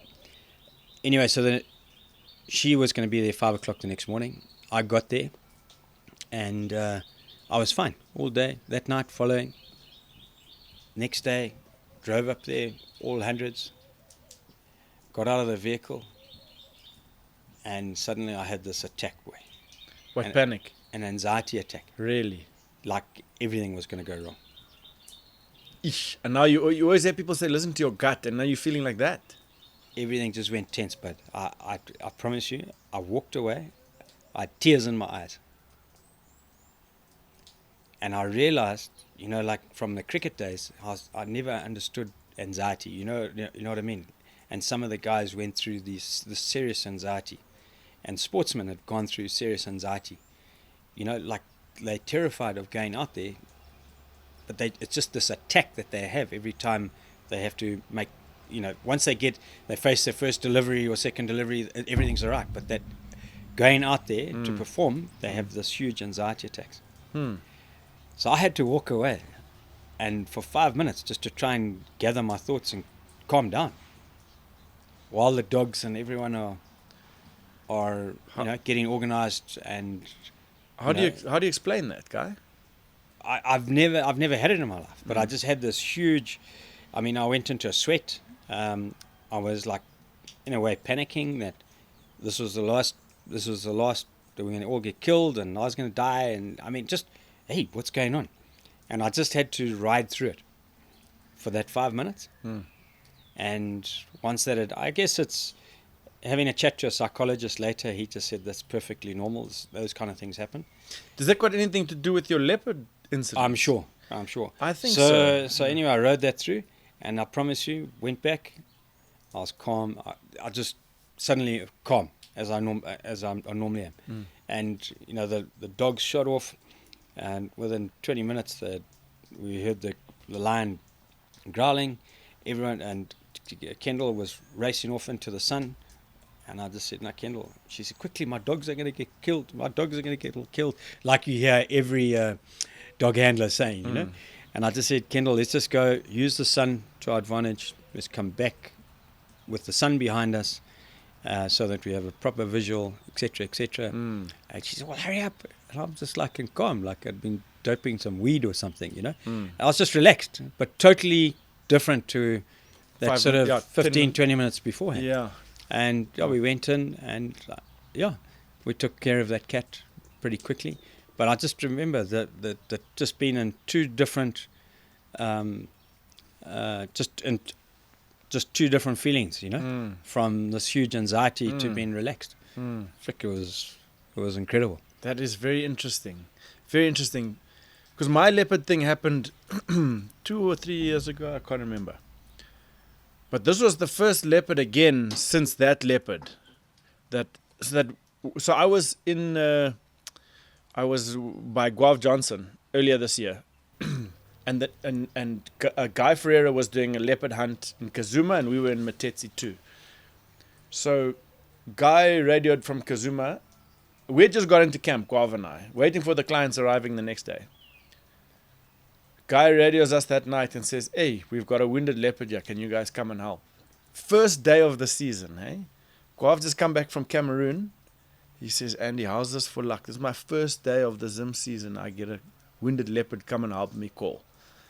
So I was also like, "Oh, man, this is not how I want to start my season on the first day, you know?" I don't know. I feel like at the beginning of the season, your eyes aren't really in yet. You know,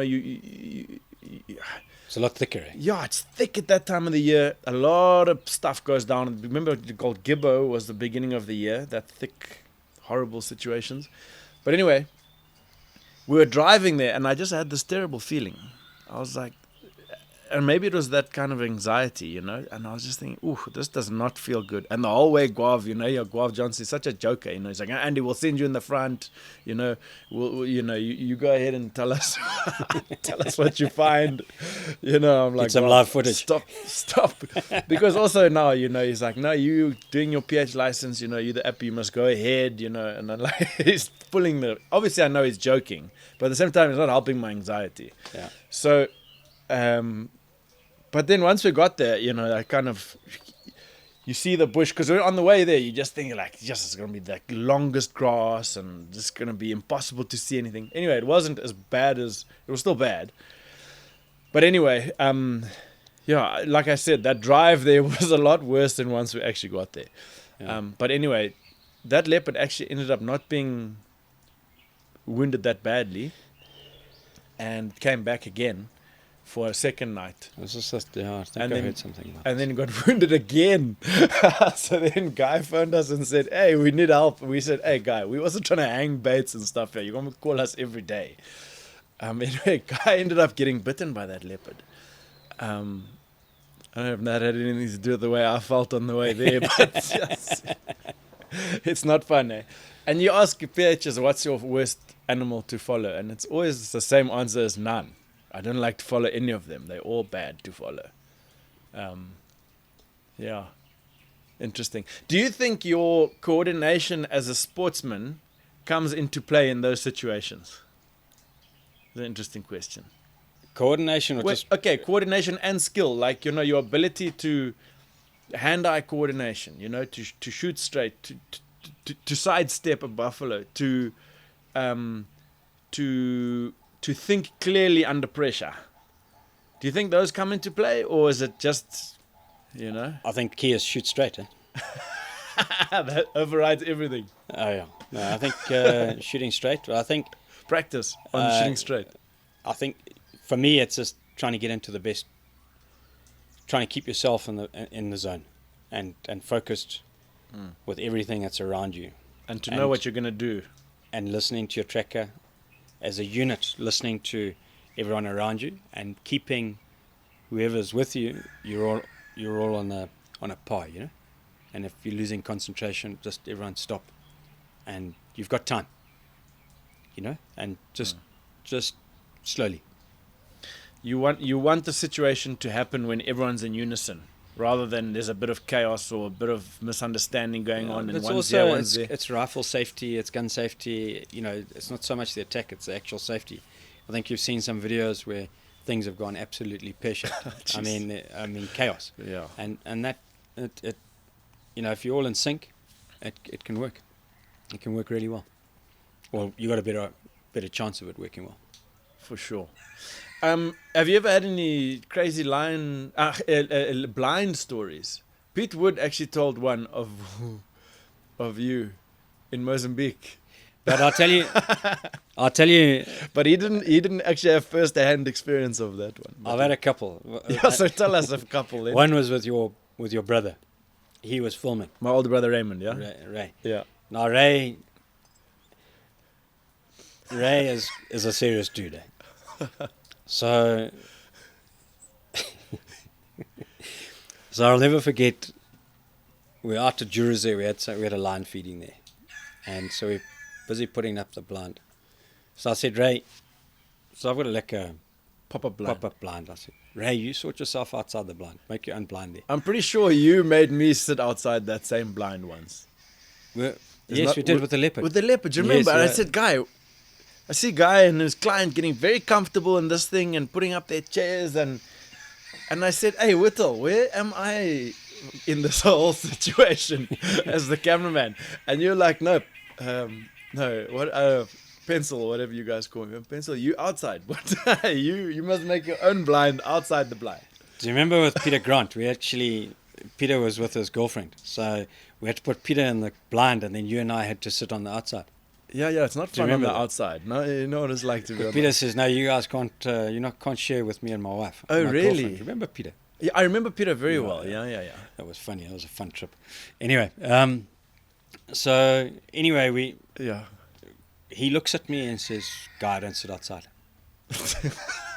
Says, now he becomes a PH. He says, I'll video it and I'll tell you which one to shoot because there's 2 males there. So I said, but I'm the PH. I've got to be front seat here. He says, no, Guy, I'm not sitting outside. No ways. Ray's got a phobia of the dark. I think he's had a few bad experiences in the dark. I know. Yeah. So I was with a chap called Chris Schnetzler, a lovely guy, big bodybuilder and everything like that. Anyway, So I said, okay, you go in the blind, you get set up, I'll sit at the back, and I built a little blind behind myself, with thorn scrub and everything. And I get claustrophobic in blinds. I can't be, so having my head out the back, everything was cool. Yeah. So anyway, 2 nights before this incident, Ray I was staying up at the cottage. Ray and I were staying up at the cottage at camp, and Ray always wanted me to walk him down to the chalet, down to the dining room, and walk back.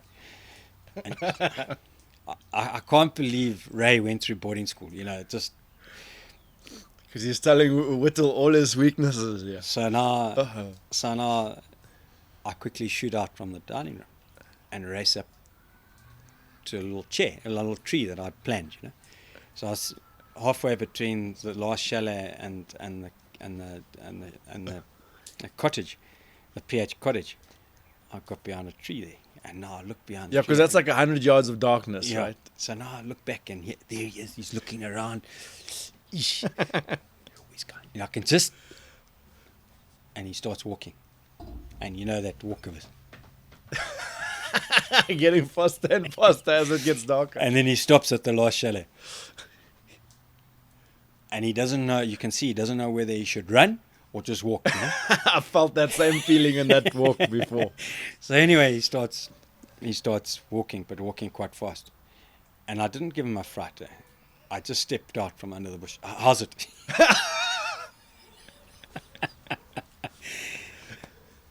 He jumped and just ran, absolutely terrified. Anyway, this is my cameraman. This is the build-up to This the is blind. the build-up to the blind. Lord. Anyway, so now I can see that he's not built for this kind of stuff.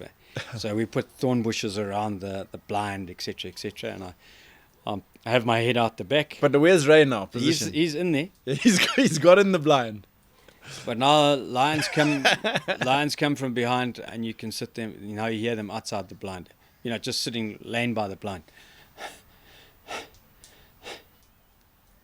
What, you can hear there's lions now by your blind? Yeah, they're right by the blind, laying down. Guys, Ray says, Guy. Guy. Can you hear that? Because he knows I'm bloody most of the time fast asleep. Oh, Lord. No, it's all okay. Okay. And they come by his side. And you can just hear the chair starting to move closer to Chris. Anyway, cut a long story short. I always know that having Ray as a cameraman on a lion or a leopard hunt is going to be exciting, because just have a look at his face.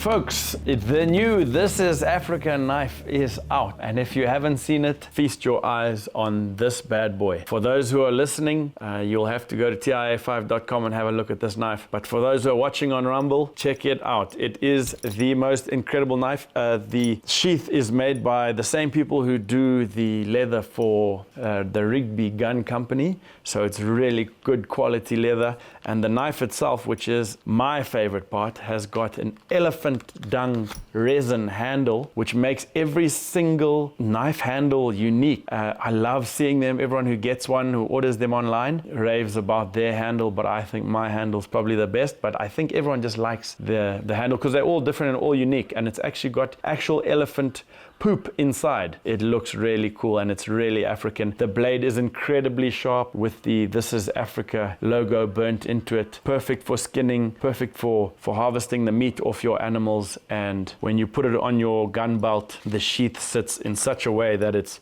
magnificent, folks. If you haven't ordered yours, go ahead and do so. I highly recommend it, but do beware, it is a very sharp knife. The blade is thin and sharp. So head over and get yours, folks, at www.tiafive.com. Back to the episode. Let's go back to, I've had lots of incidents with cats lying by the blind at night. So that's why nowadays we go aerial. We put a tree stand up. And it's a lot safer. Getting wiser. Yeah, getting wiser. But in Mozambique, I think Pete told the story on your last podcast. Yeah, but I mean, you can tell it again because it's great. And I mean, you were there. Pete wasn't there. Pete just tells it secondhand. So that was after, I think Pete and I had done 10 days of hunting in northern Mozambique. We hadn't shot a thing other than bait. My client was not very accurate. He had missed a sable at 40 yards. And how the hell were we going to shoot a lion if he had missed a sable broadside at 40 yards, you know?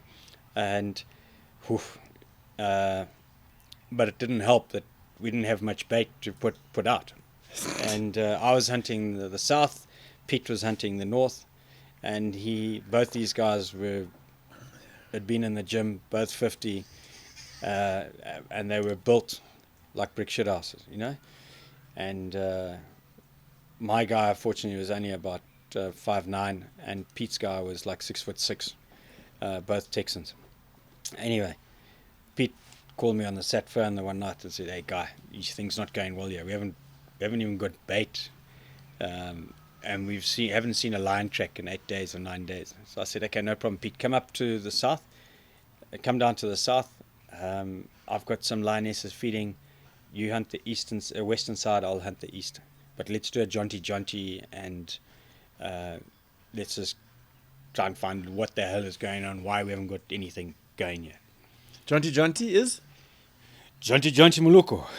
So jaunty is basically, it's something I've always done. When you in northern Mozambique, it's a jaunty. In Zimbabwe, it's basically going to the chiefs, the leadership, and getting their blessing in an area, just so that it's a respectful thing to do. It's where they call on that you have a meeting, you discuss what's going to happen that year, that season. It's a blessing, basically. Blessing, and then you get blessed by the ancestors. It's a calling on the ancestors, okay. And it's just a respectful thing to do. You as a PH, you're going into a new area. That's what you should do. Try and do anyway. And if things aren't going well, best you do something. Otherwise, you're gonna have a long, dry hunt. That's a bit of motivation if things aren't going well to do it. Yeah. Correct. Yeah. So anyway, Pete did I had lions feeding, so I was okay. I just needed some bait.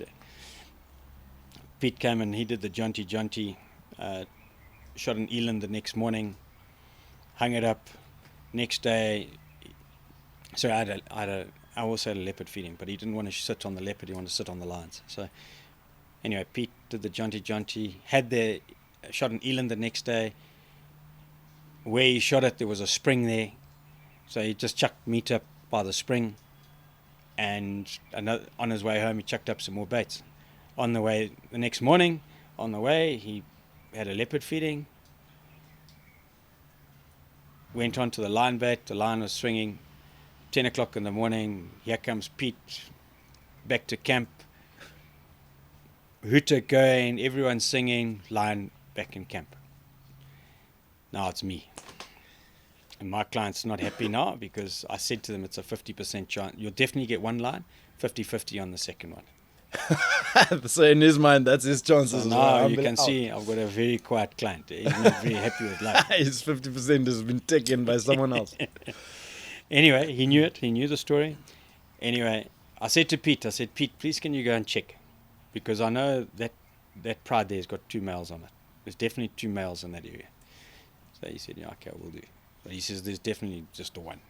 We tried it, Guy, you're under P now. You know, like PH banter. You're under P, my friend. You're under pressure. So anyway, I got a call that there were some lions in the north somewhere. Went out there. It was 3 days old. Went back with a very silent front of the vehicle, you know. Get into camp, and Pete says, hey, Guy, we got there, there's another lion there. So he chucked another piece of steak there. I went and did the jaunty. Went to... You needed yours also. I said, I want to... Hey, now we've got to make sure this all happens. We get there, and that bait's swingy. But now Peter sat on top of a little antle. Just the 2 of them. They sat on top of the antle. Like baboons sitting on a hill. Yeah, like proper goodos, you know.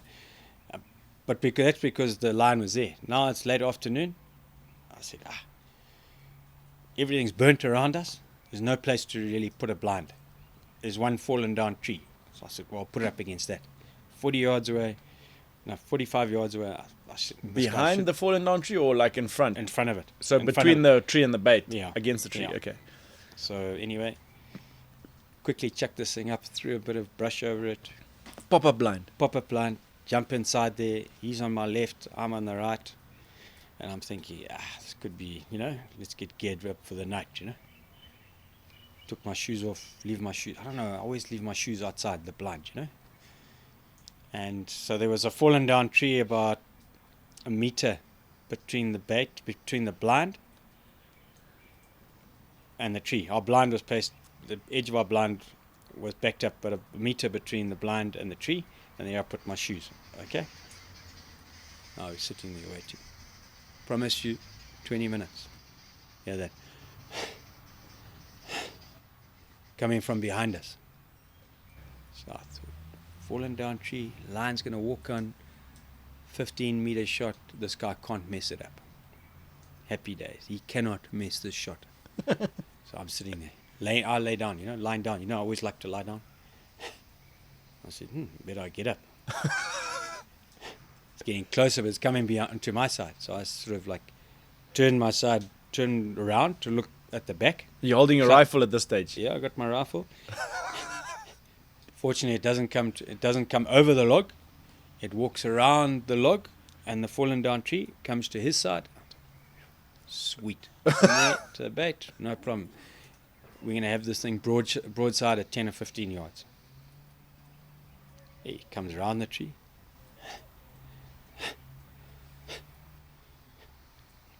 Right now, the sun's going down behind us. Okay, now it blocks out the sun. It's standing behind us. But I thought you were against the tree. There's a meter between us and the tree. Oh, it's gone between the tree and you. Yeah. Oh. Between the tree and us. So it's, you know, it's close. So it's swing to waita dwish. And now I'm just waiting like this. There's nothing I can do except point at this thing. And I look at the client. So he takes his gun out of the rest, looking at you the tell him, hey, get ready. Huh? So we just like Morse code. He hasn't moved. He just took it out. He's now looking at me. And he's looking. He can also see that the cat's between us and the fallen down tree. And then all of a sudden, this cat just starts growling. Just like a roar. I said, shoot it! And I just shouted, shoot it! And he turns, you know, like in the back of the blinds, you got those little holes. Yeah. You know, those little windows. Yeah. Shoves his rifle through there and pulls the trigger. It just happened, and all he saw was a head, the eyes, and he pulls the trigger. And with that, this bloody lion just starts. How the hell it didn't land on the blind, I don't know. And said, I'll shoot it again. What is this bouncing around? It's bouncing around, obviously, because that first shot went through the eye. So it's just like jumping up and down. And Then his second shot, he hit through the shoulder, and he knocked it over. And the third shot, fourth shot, and dumped the thing. I put my head out there. I've got my gat out the side of the blind.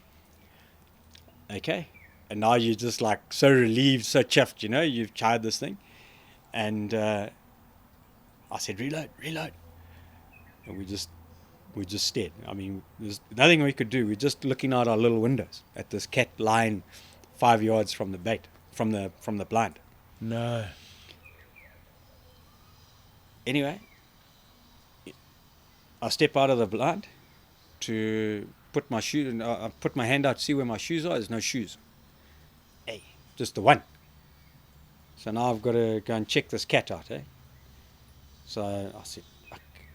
So anyway, go barefoot, just go and check that the cat's dead. My shoe was over there somewhere. Obviously that growling, it had grabbed the scent of my shoe. It had the scent of us there in the blind and everything, but attacked the shoe. You know what I mean? Wow. So it had bit right through that shoe. Wow. And had that in his mouth and was growling and, performing with that shoe in its mouth. So he probably shot it with the shoe in its mouth. Yeah, quite likely. It's quite likely. Because that's how the shoe would have gotten... Yeah, got to that side of the blind. So, yeah. Yes. No, that was close. But, I mean, you always go and put brush around you, thorn bushes. I've always done that with lions. But, hey, this was... Quick. We had no time. Yeah. And it was like a quick fix. Yeah. So, and I mean, we got there at 4:30 in the afternoon, 5 o'clock in the afternoon. And you don't want to make too much disturbance either. Correct, yeah. Yeah. And, but it was doozy. Yo. It was close. That's crazy. But you've had some strange incidents. Remember the crocodile under your bed? What happened with that one? Whittle's luck. I mean, how does that happen? I think basically what happened with that, I had a meeting, a conservancy meeting, and that went to 11 o'clock midnight. And from there, I went home. It wasn't a boozy meeting. It was just some stuff some rhino security that we had to sort out. Then I got home, had a shower, jumped into bed. I always leave my doors open. I just like fresh air, you know. So left my doors open as usual. Went to bed, woke up in the morning, jumped up, had a shower, put my shoes on, which were right by my bed, and then went outside. We always have tea and coffee outside there. And my maid went. She saw me there. She just went through to the room to go and collect the laundry, etc., etc. And she came running out of there screaming and shouting, "Yeah, my way." Hey, so I said, "Hey, what's the problem? She's like in tears. Because, to see a crocodile in someone's house or something is not good luck. It's not like, not a good thing. Anyway, so I went there, and there's this bloody dowlers. This crocodile is. It's about an 8-foot croc. Where, right by my pillow side of the bed is where its head is, but underneath my bed. Okay? And it was... So it's obviously not one of those beds that the base is close to the floor. It's like that high off the ground. Yeah, like a foot and a half or whatever, yeah. So there it is, dosing. I went, no. So I quickly went and called my tracker, called Jay. I said, Jay, we've got some sports here, come. We've got some sports. So I said, right, Jay, grab this thing and pull it out. Whittle nowhere to be found. I said, I'm going to hold the camera.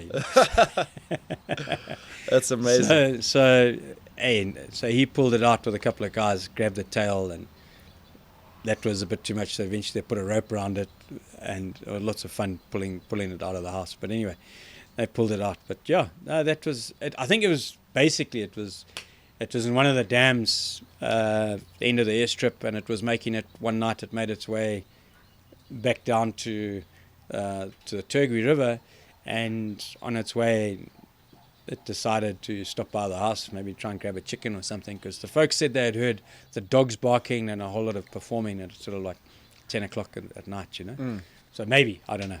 But anyway. Interesting. That story made it around the world, hey? Yeah, big time. Yeah, No, you it were went- on the news. Yeah, everywhere. I was famous. You were famous. And you had the funniest beard at the time. Do you remember? Oh my goodness, you look like a Smurf. I remember thinking, hey, Guy, that's not a very Abraham flat... Lincoln. You did. You looked just like Abraham. Old Abraham Lincoln.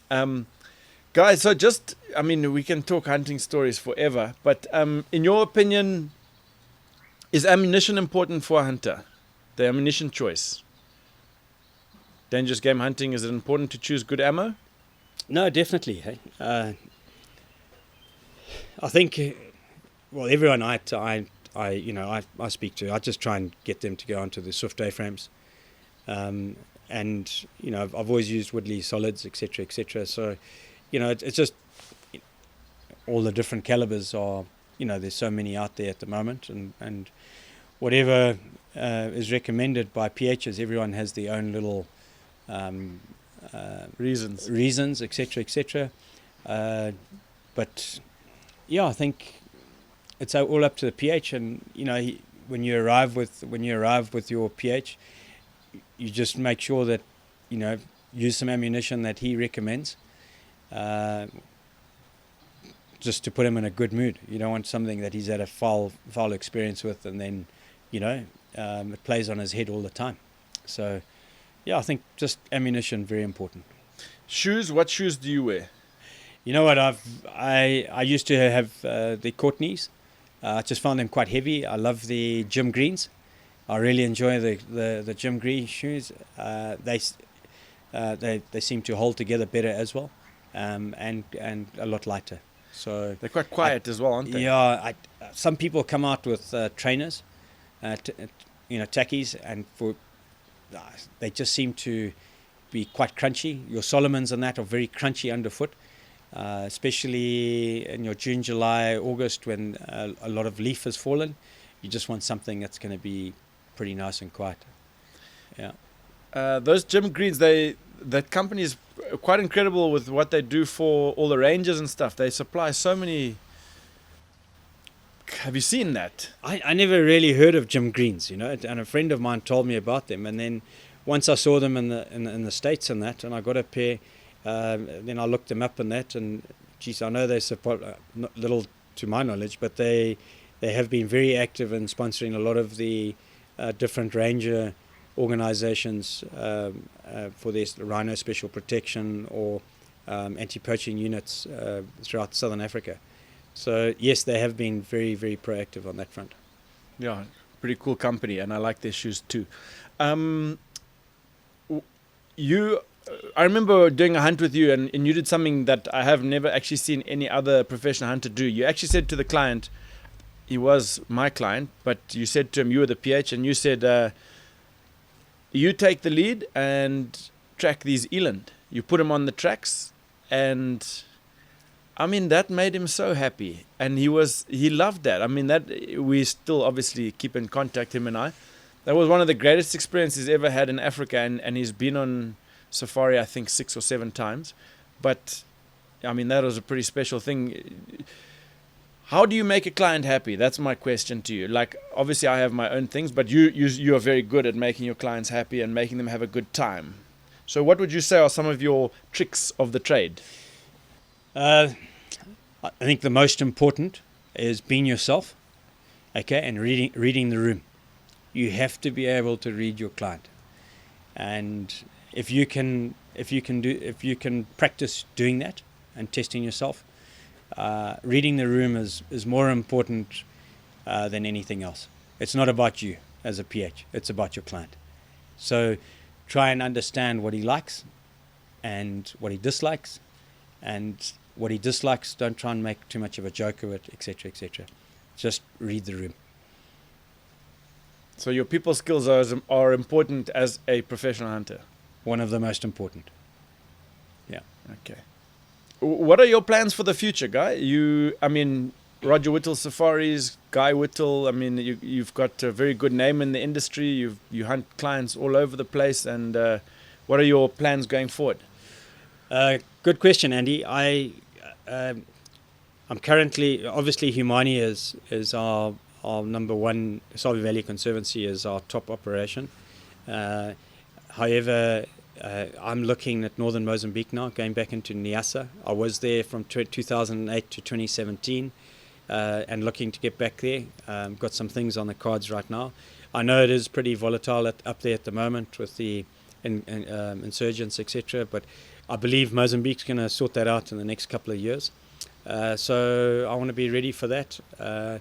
And so Mozambique is big for me. And up there you can get long-term leases, etc., etc. So as an operator, it is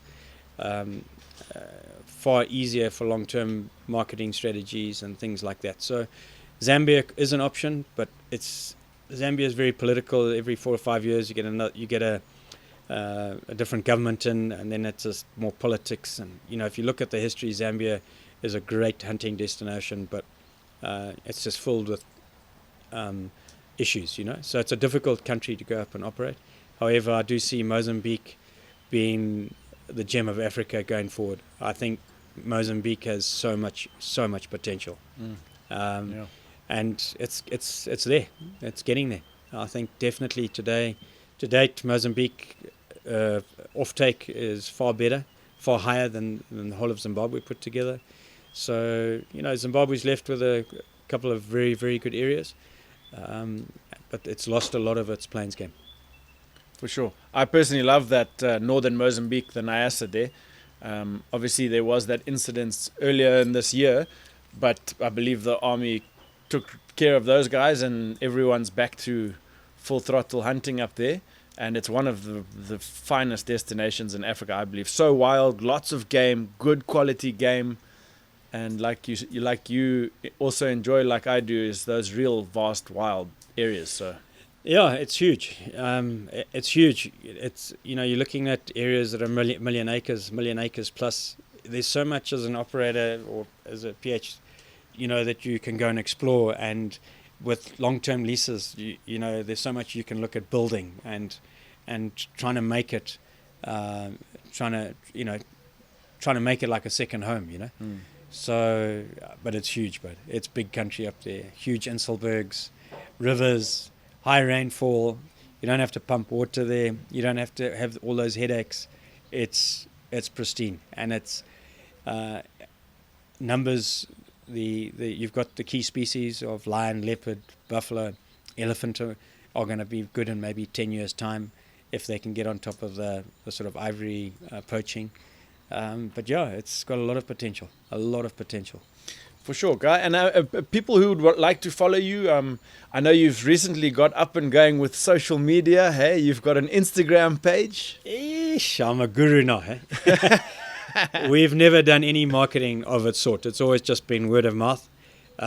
We've now got a lady who's busy filming all our hunts as well as doing all the marketing. We've got an Instagram page,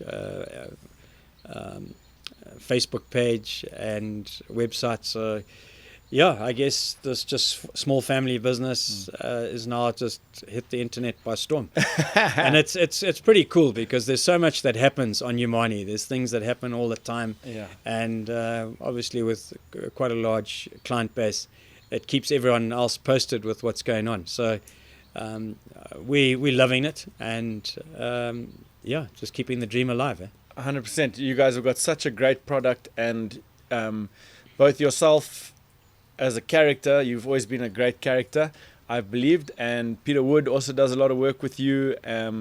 Your dad, everybody is just great characters there. So I think it's nice for people to be able to follow it. What is the name of the Instagram page? We've got a website, rogerwhittallsafaris.com. We've got a Facebook page, Roger Whittall Safaris, Instagram as well, Roger Whittall Safaris. And then I've got my own personal Instagram page, which is Guy_Whittall. Awesome, Guy. Thank you so much. Andy, the one thing that I want to do, and I'm going to, is I'm going to bring back the Zimbabwe Professional Hunter of the Year award, all the awards. Not necessarily all of them, but I'd like to revive that the award system and the hunting awards in the country. Obviously, through the associations, these things are frowned upon because you've got to be seen to be politically correct and everything's conservation minded, whereas all of us guys, you for example, are promoting Zimbabwe and hunting worldwide. So we're going to try and bring through like a camera, videography prize, and then the hunting, obviously some of the hunting awards. But definitely that's going to, watch the space, we're going to make that happen. Because I think it's Zimbabwe professional hunters are obviously, it's one of the talked about professional hunting licenses in the world. So why doesn't it get its recognition and well-deserved recognition for like PH of the Year award? I mean, someone like Peter Wood won it this last year, okay, and that guy's done over 30 years of service to Zimbabwe, but it's frowned upon his own association, the actual award, you know what I mean? No one really, it's not sort of recognized anymore. So I think we really need to bring that back towards the end of the year, but something that's fun and sort of really hunting related. For sure, I agree with you. I think that'll be nice, and I mean, we're not here to win awards, but it's nice to recognize people who are doing good things, right? Yeah, you got to recognize. You got to, it's a small industry, and it's a dying profession because of international pressures. So we've got to revive that and bring it back. Awesome, Guy. Thank you so much. Thank you for hanging out with us today. No, we could talk about stories forever and ever and ever, but we have to leave some stories for next time. From myself, I would personally like to say thank you for everything you've done for me over the years. You've been a great helper in helping me to get to my goals. I met you when I was a young guy, and you obviously saw something in me. Who knows what you saw, but you helped me along, gave me a place to be, gave me a place to work, introduced me to the awesome life that the Whittals have, and I've become friends with you guys, and in doing all these things I've gained a lot of experience through the people you work with, and I would like to say thank you from my side for everything you've done. You've been very patient with me when that has been needed, which is often, and thank you for helping me on my way, and appreciate you and all the things you do for wildlife. So keep up the good work, my friend. Cheers. Thanks, Andy. Am I allowed to say something? Sure. Okay. Andy, congratulations on the show, on TIA. You've been in a muddle for many, many years, but you've always just wanted to better yourself, and I take my hat off to you. I think this is not quite the final straw. I think you want to now become a PH and share your experiences through a professional hunter, which I think is a great idea. But you've come a long way. You've done exceptionally well for yourself, and you've got a vision, and you've stuck to it, and you've just got to keep the dream alive and keep ticking along. But we've traveled many a dirt road. We've had a lot of exciting times, and on behalf of Humani and the Whittall family, thank you for everything that you've done on getting us on the map into the international stage. But more importantly, you've always made me look like a king on camera. Well, I think you have. I think that's you've been a real champion, and thank you for taking care of all the bad traits. Much appreciated. Well, thank you, Guy. Those are very kind words, folks. Not all true. He's flattering me a little bit there. But, folks, if you would like to hunt with Guy Whittall, please do get hold of him. You've got his Instagram. You've got his website. There's his Facebook. Roger Whittall Safari is very well known in the industry. One of the better operators, one of the better areas. Do a lot for conservation. You will not go wrong with Roger Whittall Safari. So get hold of Guy. He doesn't have the most quota in the world, so do it quickly rather than later, because otherwise you'll wait a long time. So folks, thank you for listening. Guy's been amazing. Lots of stories, and we'll have him on again next time, I promise. His mum and dad are on the way. So thanks for watching. Stay safe, keep hunting, keep coming to Africa, keep supporting African wildlife, and we'll catch you next time right here for another episode of This is Africa, the podcast. Bye! Folks, if you'd like to book your hunt in Africa, get hold of us at www.tiafive.com. That's actually what I do, folks. I put people in the perfect place for their African safari. We've got a whole team that deals with this side of the business. So if you're looking for a place to go and you don't want to get put in the wrong place, head over to tiafive.com and we'll help you out, folks.